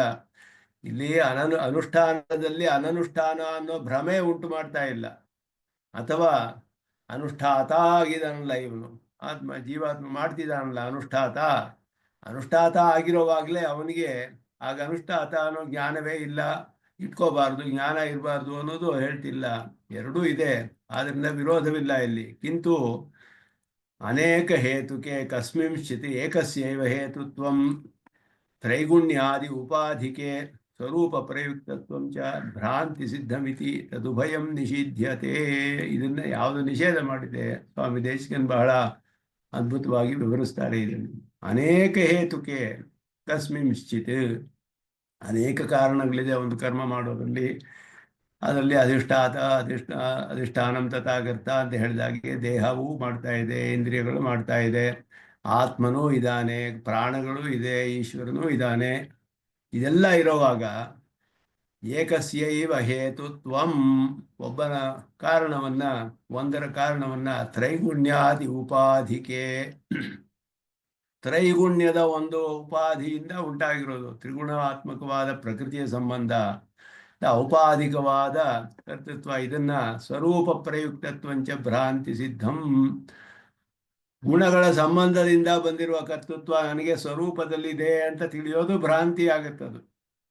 ಆದ್ದರಿಂದ ಅದು ಒಂದು ಗುಣಗಳ ಸಂಬಂಧದಿಂದ ಬರ್ತಿದೆ, ಇದು ಸ್ವರೂಪ ಪ್ರಯುಕ್ತವಾದದ್ದು ಅಲ್ಲ. ಅದೆರಡನ್ನು ಕೂಡ ಇಲ್ಲಿ ಹೇಳಬೇಕು. ಸ್ವರೂಪ ಪ್ರಯುಕ್ತ ಅಂತ ತಿಳಿಯೋದು ನಿಷೇಧ ಮಾಡಲ್ಪಟ್ಟಿದೆ, ಗುಣಗಳ ಪ್ರಯುಕ್ತವಿಂದ ಬಂದಿಲ್ಲ ಅಂತ ತಿಳಿಯೋದು ನಿಷೇಧ ಮಾಡಲ್ಪಟ್ಟಿದೆ. ಆದ್ದರಿಂದ ಕರ್ಮವನ್ನು ಇವನೇ ಮಾಡಬೇಕು, ಇವನೇ ಕರ್ತ ಆಗಿದ್ದಾನೆ, ಇವನೇ ಮಾಡ್ತಾನೆ. ಆದರೆ ಆ ಕರ್ತೃತ್ವ 5 ವಿಷಯಗಳಲ್ಲಿ ಇದೆ. ಅದರಲ್ಲಿ ಈ ಪ್ರಕೃತಿ ಸಂಬಂಧದ ಉಪಾಧಿಯಿಂದ ಈ ವಿಧವಾದ ಕರ್ತೃತ್ವ ಬರ್ತಾ ಇದೆ ಇವನಿಗೆ. ಅದು ಸ್ವರೂಪ ಪ್ರಯುಕ್ತವಾದದ್ದಲ್ಲ, ಅದನ್ನ ಅನುಸಂಧಾನ ಮಾಡಬೇಕು. ನಾವು ಮೋಕ್ಷದಲ್ಲಿ ಹೋದರೆ ನಿತ್ಯ ನೈಮಿತ್ತಿಕ ಕರ್ಮಗಳೆಲ್ಲ ಇಲ್ಲ. ಇಲ್ಲಿ ಶಾಸ್ತ್ರದಲ್ಲಿ ಹೇಳಿರೋದು ಅಲ್ಲಿ ಪರಮಾತ್ಮ ನೇರವಾಗಿ ಅವನ ಸಂಕಲ್ಪದಲ್ಲಿ ಎಲ್ಲ ತಿಳಿದು ಬಿಡುತ್ತೆ. ಮುಕ್ತನಿಗೆ ಪರಮಾತ್ಮನಿಗೆ ಏನು ಸಂಕಲ್ಪ, ಇವನು ಏನು ಮಾಡಬೇಕು, ಯಾವ ಕೈಂಕರ್ಯ ಮಾಡಬೇಕು ಎಲ್ಲ ಅವನಿಗೆ ಜ್ಞಾನದಲ್ಲಿಯೇ ತಿಳಿದು ಬಿಡುತ್ತೆ ನೇರವಾಗಿ. ಅವನಿಗೆ ಅಲ್ಲಿ ವೇದ ಬೇಕಾಗಿಲ್ಲ, ಶಾಸ್ತ್ರ ನಿತ್ಯ ನೈಮಿತ್ತಿಕ ಎಲ್ಲ ಮಾಡಬೇಕಾಗಿಲ್ಲ. ಅಲ್ಲಿ ಹೋಗಿ ಅವನು ಎಲ್ಲವೂ ಪೂರ್ಣವಾಗಿ ಜ್ಞಾನ ಪರಿಪೂರ್ಣವಾಗಿ ವಿಕಾಸವಾಗಿರೋದ್ರಿಂದ ಪರಮಾತ್ಮನ ಸಂಕಲ್ಪವು ನೇರವಾಗಿ ತಿಳಿಯುತ್ತೆ ಅವನಿಗೆ. ಅದಕ್ಕೆ ಅನುಗುಣವಾಗಿಯೇ ಮಾಡ್ತಾನೆ, ಯಾವುದು ವಿರೋಧದಿಂದ ಮಾಡೋದಿಲ್ಲ. ಪ್ರಕೃತಿ ಸಂಬಂಧವಾಗಿ ಬರುವ ಯಾವ ಇಲ್ಲಿ ಮಾಡುವ ಕೆಲಸಗಳು ಅಲ್ಲಿ ಬರೋದಿಲ್ಲ, ಸ್ವರೂಪ ಪ್ರಯುಕ್ತವಾದದ್ದಲ್ಲ. ಆದ್ದರಿಂದ ಇಲ್ಲಿ ಅದನ್ನ ಸ್ವರೂಪ ಪ್ರಯುಕ್ತ ಮಾಡಿ ನಾನೇ ಮಾಡ್ತಿದ್ದೀನಿ ಅಂತ ತಿಳಿಯೋದು ಭ್ರಾಂತಿ ಆಗುತ್ತೆ. ಅದನ್ನ ನಿಷೇಧ ಮಾಡ್ತಿದೆ. ನಾನೇ ಮಾಡ್ತಿದ್ದೀನಿ ಅಂದ್ರೆ ತ್ರಿಗುಣದ ಉಪಾಧಿಯಿಂದ ನಾನು ಮಾಡ್ತಿದ್ದೀನಿ ಹೊರತು ಸ್ವರೂಪ ಪ್ರಯುಕ್ತವಲ್ಲ. ಅದನ್ನ ಇಲ್ಲಿ ಹೇಳ್ತಿದ್ದಾರೆ. ರಕ್ಷತೆ ಹಿ ಶರೀರ ವಾಂಗ್ಮನೋಭಿ ಯತ್ ಕಾರ್ಯಂ ಕುರುತೆ ನರಹ ಅಂತ ಮುಂದೆ ಬರುತ್ತೆ. ಇದು ಶರೀರ ವಾಕು ಮನಸ್ಸು ಮೊದಲಾದವುಗಳನ್ನೆಲ್ಲ ಮಾಡ್ತಾನೆ ಇವನು. ಯಾವ್ಯಾವ ಕೆಲಸ ಮಾಡ್ತಾನೋ ಅದನ್ನೆಲ್ಲ ತಾನೇ ಮಾಡ್ತಿದ್ದೀನಿ ಅಂತ ತಿಳಿಯೋದು ಅವನಿಗೆ ಭ್ರಾಂತಿ ಅಂತ ಹೇಳಲ್ಪಟ್ಟಿದೆ. 3ನೇ ಅಧ್ಯಾಯದಲ್ಲೇ ಬರುತ್ತೆ. 3ನೇ ಅಧ್ಯಾಯದಲ್ಲಿ ಈ ವಿಷಯಗಳೆಲ್ಲ ಬರುತ್ತೆ. ಕಡೆಯಲ್ಲಿ 18ನೇ ಅಧ್ಯಾಯದಲ್ಲೂ ಬರುತ್ತೆ. ಕಿಂಚ ಸಾಕ್ಷಾತ್ ಕರ್ತೃತ್ವ ಅನನುಸಂಧಾನ ವಿಧೌವಪಿ ನ ಅಕರ್ತೃತ್ವಾನುಸಂಧಾನ ಕರ್ತೃತ್ವ ಪ್ರತಿಪತ್ತಿ ನಿಷೇಧಯೋ ಅಪಿ ಅನನುಷ್ಠಾನ ಪ್ರಸಂಗ. ಆದ್ದರಿಂದ ಸಾಕ್ಷಾತ್ತಾಗಿ ನನಗೆ ಕರ್ತೃತ್ವವಿಲ್ಲ ಅಂತ ಮಾಡೋದ್ರಿಂದಲೂ ಅಕರ್ತೃತ್ವ ಸಂಧಾನ ಕರ್ತೃತ್ವ ಪ್ರತಿಪತ್ತಿ ನಿಷೇಧಯೋ ಅಪಿ ಅನನುಷ್ಠಾನ ಪ್ರಸಂಗ ನಾ ಅಂತ ಹೇಳಿದ್ರು. ಹಾಗಿದ್ರೂ ಅನುಷ್ಠಾನ ಮಾಡದೇ ಇರೋ ಪ್ರಸಂಗ ಬರೋದಿಲ್ಲ. ಸಹಿ ಕುರ್ವನ್ನೇವ ಸ್ವಕೃತ ಉಪಕಾರ ನಿಗೂಹನವತ್ ಆಹಾರ್ಯ ಬೋಧೇನ ತಥಾ ಪ್ರತಿಪದ್ಯತೆ. ಸ್ವಕೃತೋಪಕಾರ, ತನ್ನ ಮಾಡಿದಂತಹ ಉಪಕಾರಗಳು, ತನ್ನಿಂದ ಮಾಡಿದ ಉಪಕಾರಗಳು ಮಾಡ್ತಾ ಇರ್ತಾನೆ. ಸಹಿ ಕುರ್ವನ್ನೇವ, ಅದೆಲ್ಲ ಮಾಡ್ತಾನೆ ಇದ್ದಾನೆ ಇವನು. ಮಾಡ್ತಿರೋವಾಗಲೇ ತಾನು ಮಾಡಿದ ಉಪಕಾರವನ್ನು ಮರೆ ಮಾಡೋ ಹಾಗೆ ಆಹಾರ್ಯ ಬೋಧೇನ ನಿಗೂಹನವತ್ ಅಂತ ಹೇಳಿದ್ರು. ಆಹಾರ್ಯ ಅವಬೋಧೇನ ಅಂತ ಹೇಳಿದ್ರು. ಅದನ್ನು ಸ್ವೀಕಾರ ಮಾಡೋದು. ಆ ತಥಾ ಪ್ರತಿಪದ್ಯತೆ, ತಾನು ನಾನು ಮಾಡಿದ ಉಪಕಾರಗಳನ್ನೆಲ್ಲ ಮರೆ ಮಾಡ್ತೀವಲ್ಲ, ನಾನು ಏನು ಮಾಡಲೇ ಇಲ್ಲ ಅಂತ ತಿಳಿಯೋ ಹಾಗೆ. ಅನ್ಯತ್ರವಾ ಕರ್ಮಣಿ ಕ್ರಿಯಮಾಣೆ ಇತಿ ನ ಕಶ್ಚಿತ್ ದೋಷ. ಬೇರೆ ಕರ್ಮಗಳನ್ನು ಮಾಡುವಾಗ ಅಂತನೂ ಕರ್ಮಣಿ ಕ್ರಿಯಮಾಣೆ ಇತಿ ಸರ್ವೇಶ್ವರ ಇತಿ ನಿರ್ದೇಶ ತಸ್ಮಿನ್ ಕರ್ತೃತ್ವ ಅಧ್ಯವಸಾಯ ಔಚಿತ್ಯಾರ್ಥ. ಅವನಲ್ಲಿ ಕರ್ತೃತ್ವವನ್ನು ನಿಶ್ಚಯ ಮಾಡಿಕೊಳ್ಬೇಕು. ಔಚಿತ್ಯಾರ್ಥ, ಉಚಿತವಾದದ್ದು. ಪರಮಾತ್ಮನಲ್ಲಿಯೇ ಕರ್ತೃತ್ವವನ್ನು ನಿಶ್ಚಯ ಮಾಡೋದು ಅಂತ ಅರ್ಥ, ದೃಢವಾಗಿ ತಿಳಿಯುವಂಥದ್ದು. ಜೀವಸ್ಯಾಪಿ ಕರ್ತೃತ್ವ ತತ್ವತಃ ಪರಮಾತ್ಮ ಆಯತ್ತಮಿತಿ. ಇವನ ಕರ್ತೃತ್ವವು ತತ್ವತಃ ಎಲ್ಲಿದೆ ಅಂತ ಹೇಳಿದ್ರೆ ಪರಾತ್ಮತ ಶ್ರುತೇ ಇತಿ ಅಧಿಕಾರಿಣೆ ಇತ್ಯಧಿಕರಣೆ ಸ್ಥಾಪಿತಂ. ಪರಾಯತ್ತಾಧಿಕರಣ ಅಂತ ಹೇಳಿಬಿಟ್ಟು ಜೀವನ ಸ್ವರೂಪವನ್ನು ಹೇಳುವಾಗ ಕರ್ತ ಶಾಸ್ತ್ರಾರ್ಥವತ್ವಾತ್ ಅಂತ ಹೇಳಿ ಶಾಸ್ತ್ರಕ್ಕೆ ಪ್ರಯೋಜನವಿರೋದ್ರಿಂದ ಇವನಿಗೆ ಕರ್ತೃತ್ವ ಇದೆ ಅಂತ ಸ್ಥಾಪಿಸಲ್ಪಟ್ಟಿದೆ ಬ್ರಹ್ಮಸೂತ್ರದಲ್ಲಿ. ಕರ್ತೃತ್ವ ಇದೆ ಇವನಿಗೆ, ಆದರೆ ಇಲ್ಲಿ ಮಾಡುವ ಕರ್ತೃತ್ವ ಅಲ್ಲ, ಸ್ವರೂಪ ಪ್ರಯುಕ್ತವಾದದ್ದಲ್ಲ. ಆದರೆ ಇದು ಗುಣಗಳ ಸಂಬಂಧದಿಂದ, ಪ್ರಕೃತಿ ಸಂಬಂಧದಿಂದ ಬಂದಿರುವಂತಹದ್ದು. ಆದ್ದರಿಂದ ಆ ಕರ್ತೃತ್ವವು ಕೂಡ ಅವನಿಗೆ ಭಗವಂತನಿಂದ ಕೊಡಲ್ಪಟ್ಟಿರೋದು. ಪರಾತ್ ಅವನಿಂದ ಕೊಡಲ್ಪಟ್ಟ ಕರ್ತೃತ್ವ ಶ್ರುತಿ ಹಾಗೆ ಸ್ಪಷ್ಟವಾಗಿ ತಿಳಿಸುತ್ತೆ. ಪೂರ್ವೋತ್ತರವಾಕ್ಯಾದ್ಯವಿರೋಧಾಯ ಕರ್ಮಸ್ವರೂಪ ಪರಿತ್ಯಾಗಂ ಪರಿಹರತಿ ಏವಂ. ಅದರಿಂದ ಪೂರ್ವ ಉತ್ತರ ವಾಕ್ಯಗಳಿಗೆ ಕರ್ಮಣ್ಯೇವ ಅಧಿಕಾರ ಮಾ ಸಂಗೋಸ್ತು ಅಕರ್ಮಣಿ ಮಾತೆ ಸಂಗೋಸ್ತು ಅಕರ್ಮಣಿ, ಕರ್ಮಣಿ ಅಧಿಕಾರ ಮಾ ಅಕರ್ಮಣಿ ಸಂಘ, ಇದೆರಡಕ್ಕೂ ವಿರೋಧವನ್ನು ಪರಿಹಾರ ಮಾಡೋದಕ್ಕೆ ಅದನ್ನ ಕಡೆಯಲ್ಲಿ ಹೇಳ್ತಾರೆ ಏವಂ ಅಂತ ಹೇಳಿ. ಅದನ್ನ ಇದು ಏವಂ ಅನುಸಂಧಾಯ ಕರ್ಮ ಕುರು, ಕರ್ಮವನ್ನು ಮಾಡಬೇಕು ಅಂತ ಹೇಳಿ ಅನುಸಂಧಾನ ಮಾಡಿ ನಾನು ಮಾಡ್ತಿಲ್ಲ ಅನ್ನೋ ದೃಷ್ಟಿಯಿಂದ ಮಾಡಬೇಕು ಅನ್ನೋದು. ಗುಣೇಶ್ವರಾಧೀನತ್ವ ಬುದ್ಧೌ ಅಪಿ ಗುಣ ಈಶ್ವರ ಅಧೀನ ಅಧೀನತ್ವ ಬುದ್ಧವಪಿ ಕಿಮ್ಮೆ ಪರಿತ್ಯಾಗಫಲೇನ ದುಃಖಸ್ವರೂಪೇಣ ಭೋಜನಾದಿಕರ್ಮಣ ಇತಿ ತ್ವಯಾ ನ ಉದಾಸಿತವ್ಯಂ. ಇದು ಸ್ವಾಮಿ ದೇಶಿಕರು ವಿಶೇಷವಾಗಿ ವಿವರಿಸ್ತಾರೆ. ಈಶ್ವರನಲ್ಲಿ ಕರ್ತೃತ್ವವನ್ನು ಹೇಳಿದೆ, ಗುಣದಲ್ಲಿ ಕರ್ತೃತ್ವ ಅಂತ ಹೇಳಿದ್ರೆ ಅದರಿಂದ ಫಲವೂ ನನಗೆ ಬರೋದಿಲ್ಲ, ಕರ್ತೃತ್ವವೂ ನಾನು ಇಲ್ಲ ಅಂತ ಅನುಸಂಧಾನ ಮಾಡಬೇಕು. ದುಃಖ, ಬಹಳ ದುಃಖ, ಕಷ್ಟಪಟ್ಟು ಮಾಡಬೇಕಾದ ಕೆಲಸಗಳನ್ನು ಮಾಡಿ ಏನು ಪ್ರಯೋಜನ? ಅದರಿಂದ ನಾವು ಉದಾಸೀನಾಗಿರ್ಬೋದಲ್ಲ ಅಂತ ಹೇಳಿದ್ರೆ ಉದಾಸೀನತೆ ಇರಬಾರ್ದು. ನೀನು ವರ್ಣಾಶ್ರಮ ಧರ್ಮಗಳಲ್ಲಿ ಉದಾಸೀನಾಗಿರಬಾರ್ದು. ಕರ್ತೃತ್ವ ಇಲ್ಲ ಅಂತ ಅನುಸಂಧಾನ ಮಾಡಿ ಫಲ ಇಲ್ಲದೆ, ಪರದಲ್ಲಿ ಇಷ್ಟ ಇಲ್ಲದೆ ಮಾಡಿದ್ರೂ ಕರ್ಮವನ್ನು ಯಾವ ಉದಾಸೀನತೆಯೂ ಇಲ್ಲದೆ ನಿಷ್ಠೆಯಿಂದ ಮಾಡಬೇಕು ಅಂತ ಹೇಳ್ತಾರೆ. ಆದ್ದರಿಂದ ಗುಣೇಶ್ವರಾಧೀನತ್ವ ಬುದ್ಧವು ಅಪಿ, ಅವರಿಬ್ಬರಲ್ಲಿಯೂ ನಾನು ಗುಣದಲ್ಲಿಯೂ ಈಶ್ವರನಲ್ಲಿಯೂ ಅದರಲ್ಲಿ ಕರ್ತೃತ್ವವನ್ನು ಇದನ್ನು ಬಿಟ್ಟುಬಿಟ್ಟು ಫಲದಲ್ಲಿಯೂ ಕಿಮ್ಮೆ ಪರಿತ್ಯಕ್ತ ಫಲೇನ ಫಲವನ್ನು ಬಿಟ್ಟುಬಿಟ್ಟು ದುಃಖ ಸ್ವರೂಪೇಣ ಭೋಜನವೇ ದುಃಖ. ಊಟ ಮಾಡೋದೇ ಕಷ್ಟ, ಅದಕ್ಕೆ ಎಷ್ಟು ಅಡುಗೆ ಮಾಡಿ ಊಟ ಮಾಡಿ ಎಲ್ಲ ಮಾಡಬೇಕಲ್ಲ, ಇದೆಲ್ಲ ಯಾಕೆ ಉದಾಸೀನವಾಗಿರ್ಬಿಡ್ಬೋಡಲ್ಲ, ಆಗಿರಬಾರ್ದು ಅಂತ ಹೇಳ್ತಾರೆ. ನಾವು ಉದಾಸಿತವ್ಯಂ ಅನನುಷ್ಠಾನೆ ಅಂತ ಹೇಳ್ತಿರು. ಅನನುಷ್ಠಾನೆ, ನೀನು ಅನುಷ್ಠಾನ ಮಾಡದೆ ಇರಬಾರ್ದು. ನಾಂತೆ ಸಂಗೋಸ್ತು ಅಕರ್ಮಣಿ ಅನನುಷ್ಠಾನೆ ನಯೋತ್ಸ್ಯಾಮೀತಿ ತ್ವಯಾ ಅಭಿಹಿತಂ ನ ತತ್ರ ತೇ ಸಂಗೋಸ್ತು ಮುಕ್ತೇನ ಪ್ರಕಾರೇಣ ಯುದ್ಧಾದಿ ಕರ್ಮಣಿ ಏವ ಸಂಗಹ ಅಸ್ತು. ಅವುಗಳನ್ನು ಮಾಡಬೇಕು, ನಿಷ್ಠೆಯಿಂದ ಮಾಡಬೇಕು, ಆದರೆ ಈ ವಿಧವಾದ ದೃಷ್ಟಿಯಿಂದ ಮಾಡಬೇಕು. ದ ಅಕರ್ಮಣಿ ಇತ್ಯತ್ರ ಕರ್ಮಶಬ್ದ ಕ್ರಿಯಾವಾಚಿ, ಇದು ಸ್ಪಷ್ಟವಾಗಿ ಹೇಳ್ತಾರೆ. ನಯಪ್ಯತ್ರ ತದಭಾವಪರಃ ಇತಿ ಭಾವ. ಅದೆಲ್ಲ ನೈ ಅನ್ನೋದು ನೈ ಅಪಿ ಅತ್ರ ತದಭಾವಪರಃ. ಅಕರ್ಮಣಿ ಅನ್ನೋದು ನ ಕರ್ಮ ಅಂತ ಮಾಡಬೇಕು. ಕ್ರಿಯೆ ಇಲ್ಲದೆ, ಕರ್ಮ ಮಾಡದೇ ಇರೋ ಅಂತ, ಅನುಷ್ಠಾನವಿಲ್ಲದೆ ಇರೋದು ಅನ್ನೋ ಅರ್ಥದಲ್ಲಿ ಮಾಡ್ತಾರೆ. ಅದರಿಂದ ಕರ್ಮೇತರತಿ ಜ್ಞಾನಂ ಅಂತ ಅರ್ಥ ಮಾಡಲಿಲ್ಲ. ಅಕರ್ಮ ಅನ್ನೋ ಕೆಲವು ಶಬ್ದಗಳಲ್ಲಿ ಕರ್ಮ ಅಕರ್ಮ ಅಂತ ಹೇಳುವಾಗ ಅಕರ್ಮ ಅನ್ನೋದು ಜ್ಞಾನ ಅನ್ನುವ ಅರ್ಥದಲ್ಲಿ ಮಾಡ್ತಾರೆ. ಆ ಅರ್ಥವಲ್ಲ ಇಲ್ಲಿ ಕ್ರಿಯಾವಾಚಿ ಅಂತ ಹೇಳೋದು. ಅನನುಷ್ಠಾನಸ್ಯ ಪ್ರತಿಷೇಧಾರ್ಥಂ ಪ್ರಸಂಗಂ ಸ್ಮಾರೈತಿ ನಯೋತ್ಸ್ಯಾಮಿ.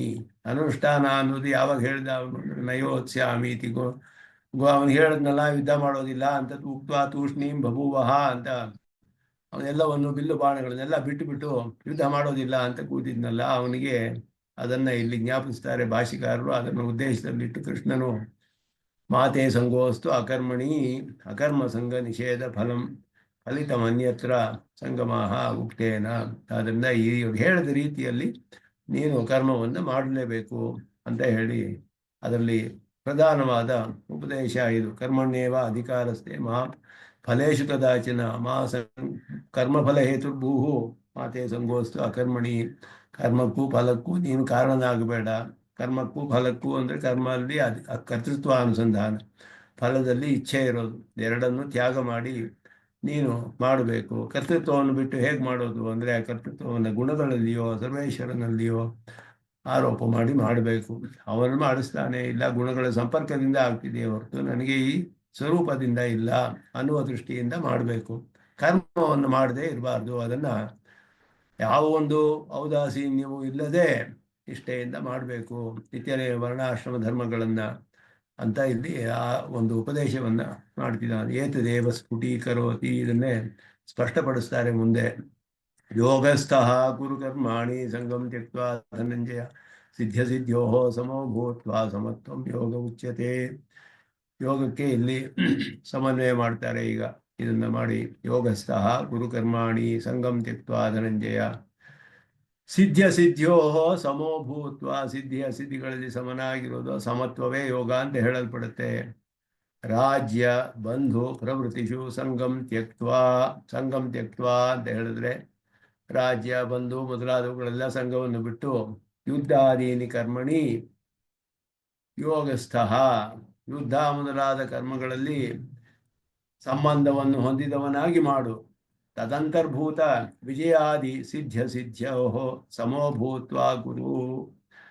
ಅದರಲ್ಲಿ ಅಂತರ್ಭೂತವಾದಂತಹ ಜಯವೇ ಮೊದಲಾದ ಸಿದ್ಧಿಯೋ ಅಸಿದ್ಧಿ, ಜಯವೋ ಪರಾಜಯವೋ ದುಃಖವೋ ಹಿಂಸೆಯೋ ಏನೋ ಇರುತ್ತಲ್ಲ, ಅದರಲ್ಲೆಲ್ಲ ಸಿದ್ಧಿಗಳಲ್ಲಿ ಸಮವಾದ ಭಾವನೆಯನ್ನು ಹೊಂದಿ ಮಾಡಬೇಕು ಕರ್ಮವನ್ನ. ತದಿದಂ ಸಿದ್ಧಿಯೋ ಸಮತ್ವಂ ಯೋಗಸ್ಥಃ ಇತ್ಯತ್ರ ಯೋಗ ಶಬ್ದೇನ ಉಚ್ಯತೆ. ಯೋಗಸ್ಥಃ ಯೋಗ ಅಂತ ಹೇಳಿದ್ರೆ ಸಂಬಂಧ, ಯಾವ ರೀತಿಯ ಸಂಬಂಧ? ಯುದ್ಧ ಮೊದಲಾದ ಕರ್ಮಗಳಲ್ಲಿ ಸಂಬಂಧ ಅಂತ ಹೇಳಿದ್ರೆ ಸಿದ್ಧಿ ಅಸಿದ್ಧಿಗಳಲ್ಲಿ ಸಮನಾದ ಬುದ್ಧಿಯನ್ನು ಹೊಂದಿದ್ದು ಮಾಡಬೇಕದನ್ನ ಅನ್ನೋದೇ ಇಲ್ಲಿ ಯೋಗ ಶಬ್ದ. ಯೋಗ ಅನ್ನೋದು ಸಂಬಂಧವನ್ನು ತಿಳಿಸುತ್ತೆ. ಸಿದ್ಧಿಯೋ ಸಮತ್ವಂ ಯೋಗಸ್ಥಃ ಇತ್ಯತ್ರ ಯೋಗ ಶಬ್ದೇನ ಉಚ್ಯತೆ. ಯೋಗ ಅನ್ನೋದು ಸಿದ್ಧಿ ಅಸಿದ್ಧಿಗಳಲ್ಲಿ ಸಮತ್ವವನ್ನು ಹೊಂದಿರುವ ಭಾವನೆ. ಆ ಸಮತ್ವದೊಡನೆ ಅಂತಹ ಬುದ್ಧಿಯೊಡನೆ ಸಂಬಂಧಿಸಿ ಕರ್ಮವನ್ನು ಮಾಡಬೇಕು. ಯೋಗ ಸಿದ್ಧಿಯೋ ಸಮತ್ವರೂಪಂ ಚಿತ್ತ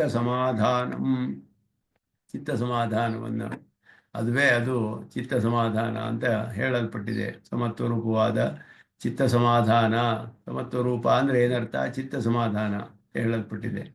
ಅದನ್ನು ಇಲ್ಲಿ ವಿವರಿಸ್ತಾರೆ ಸ್ವಾಮಿ ದೇಶಿಕನ್. ಇದಕ್ಕೆಲ್ಲ ಅಷ್ಟೇನು ಹೆಚ್ಚು ವಿಸ್ತಾರವಾದ ವ್ಯಾಖ್ಯಾನವಿಲ್ಲ.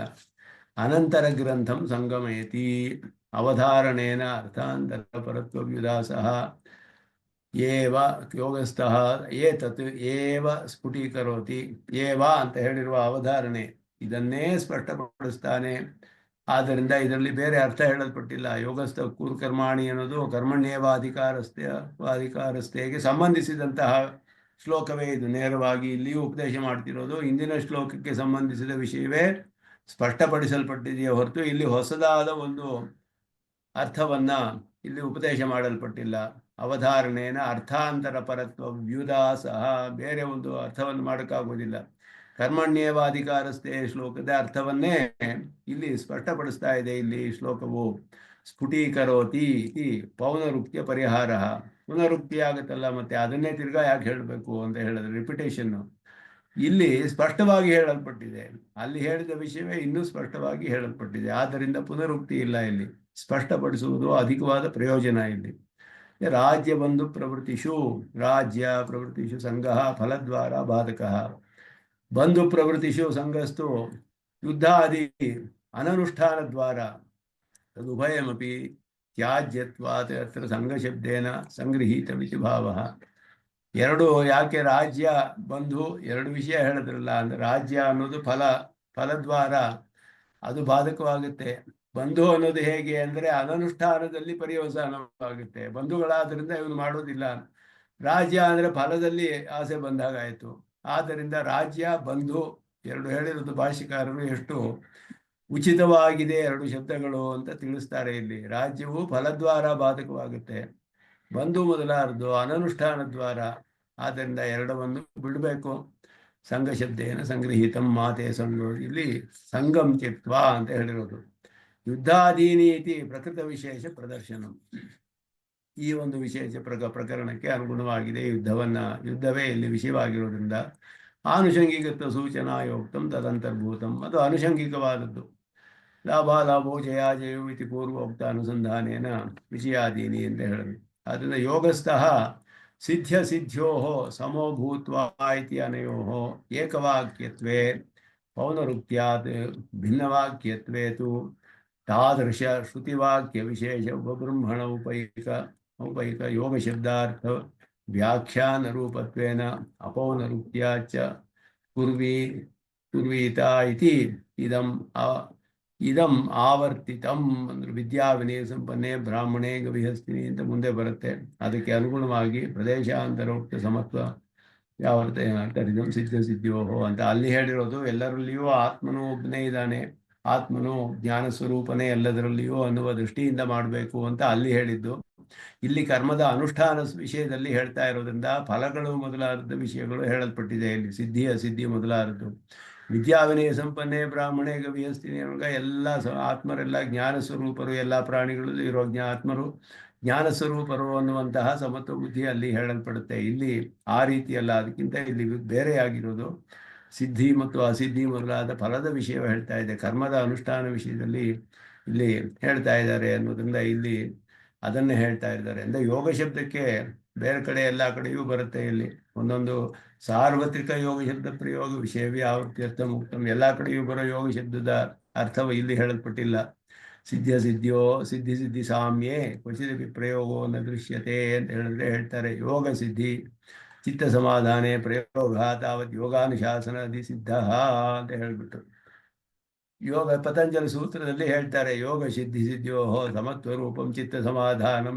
ಯೋಗ ಶಬ್ದಕ್ಕೆ ಸಿದ್ಧಿ ಅಸಿದ್ಧಿಯಲ್ಲಿ ಹೇಗೆ ಅರ್ಥವಿದೆ ಅನ್ನೋದಕ್ಕೆ ಪತಂಜಲಿಗಳ ಪ್ರಯೋಗವನ್ನು ತೋರಿಸ್ತಾರೆ ಇಲ್ಲಿ. ಶಾಸನಾತ್ ಪ್ರಯೋಗ ತಾವತಿ ಯೋಗಾನುಶಾಸನಾದಿ ಸಿದ್ಧಿ. ಯೋಗಾನುಶಾಸನ ಪತಂಜಲಿ ಸೂತ್ರಗಳು ಅದರಲ್ಲಿ ಬರುವಂತಹದ್ದು. ಆದ್ದರಿಂದ ಆ ರೀತಿಯಾದ ಸಮತ್ವವು ಯೋಗ ಶಬ್ದದಿಂದ ಹೇಳಲ್ಪಟ್ಟಿದೆ ಅಂತ ಹೇಳಿದ್ರು ಇಲ್ಲಿ. ಅದರಿಂದ ಸಿದ್ಧಿ ಅಸಿದ್ಧಿಗಳ ಸಮತ್ವವೂ ಒಂದು ವಿಧವಾದ ಯೋಗ. ಆದ್ದರಿಂದ ಅದು ಚಿತ್ತ ಸಮಾಧಾನ ಯೋಗ ಶಬ್ದಕ್ಕೆ ಸಿದ್ಧಿ ಅಸಿದ್ಧಿಗಳಲ್ಲಿ ಸಮತ್ವ ರೂಪವೇ ಚಿತ್ತ ಸಮಾಧಾನ ಅಂತ ಯೋಗಾನುಶಾಸನದಲ್ಲಿ ಹೇಳಕ್ಕೆ ಅನುಗುಣವಾಗಿದೆ ಅಂತ ಹೇಳಿದ್ರು. ಇದರ ಅರ್ಥವನ್ನ ಮುಂದೆ ಮತ್ತೆ ಒಂದು ಸತಿ ಅನುಸಂಧಾನ ಮಾಡಿ ಮುಂದೆ ಸ್ಪಷ್ಟವಾಗಿ ಮುಂದುವರಿಸೋಣ ಅಂತ ಹೇಳಿ ಕಲ್ಯಾಣ ಗುರುಶಾಲಿನಿ ಶ್ರೀಮತೆ ವೆಂಕಟೇಶಾಯ ವೇದಾಂತ ಗುರವೇ ನಮಃ. ಯೋ ನಿತ್ಯವಚ್ಯುತ ಪದಾಂಬುಜೆ ವ್ಯಾಮೋಹತಸ್ತರಿತರಾಣಿ ನಾಯಮೇನೆ ಅಸ್ಮದ್ ಗುರೋರ್ಭಗವತೋ ಶ್ರೀಗಂಧೋ ರಾಮಾನುಜಸ್ಯ ಋಣಂ ಪ್ರಪದ್ಯೆ ರಾಮಾನುಜಾಯ ನಮಃ. ಶ್ರೀಕೃಷ್ಣ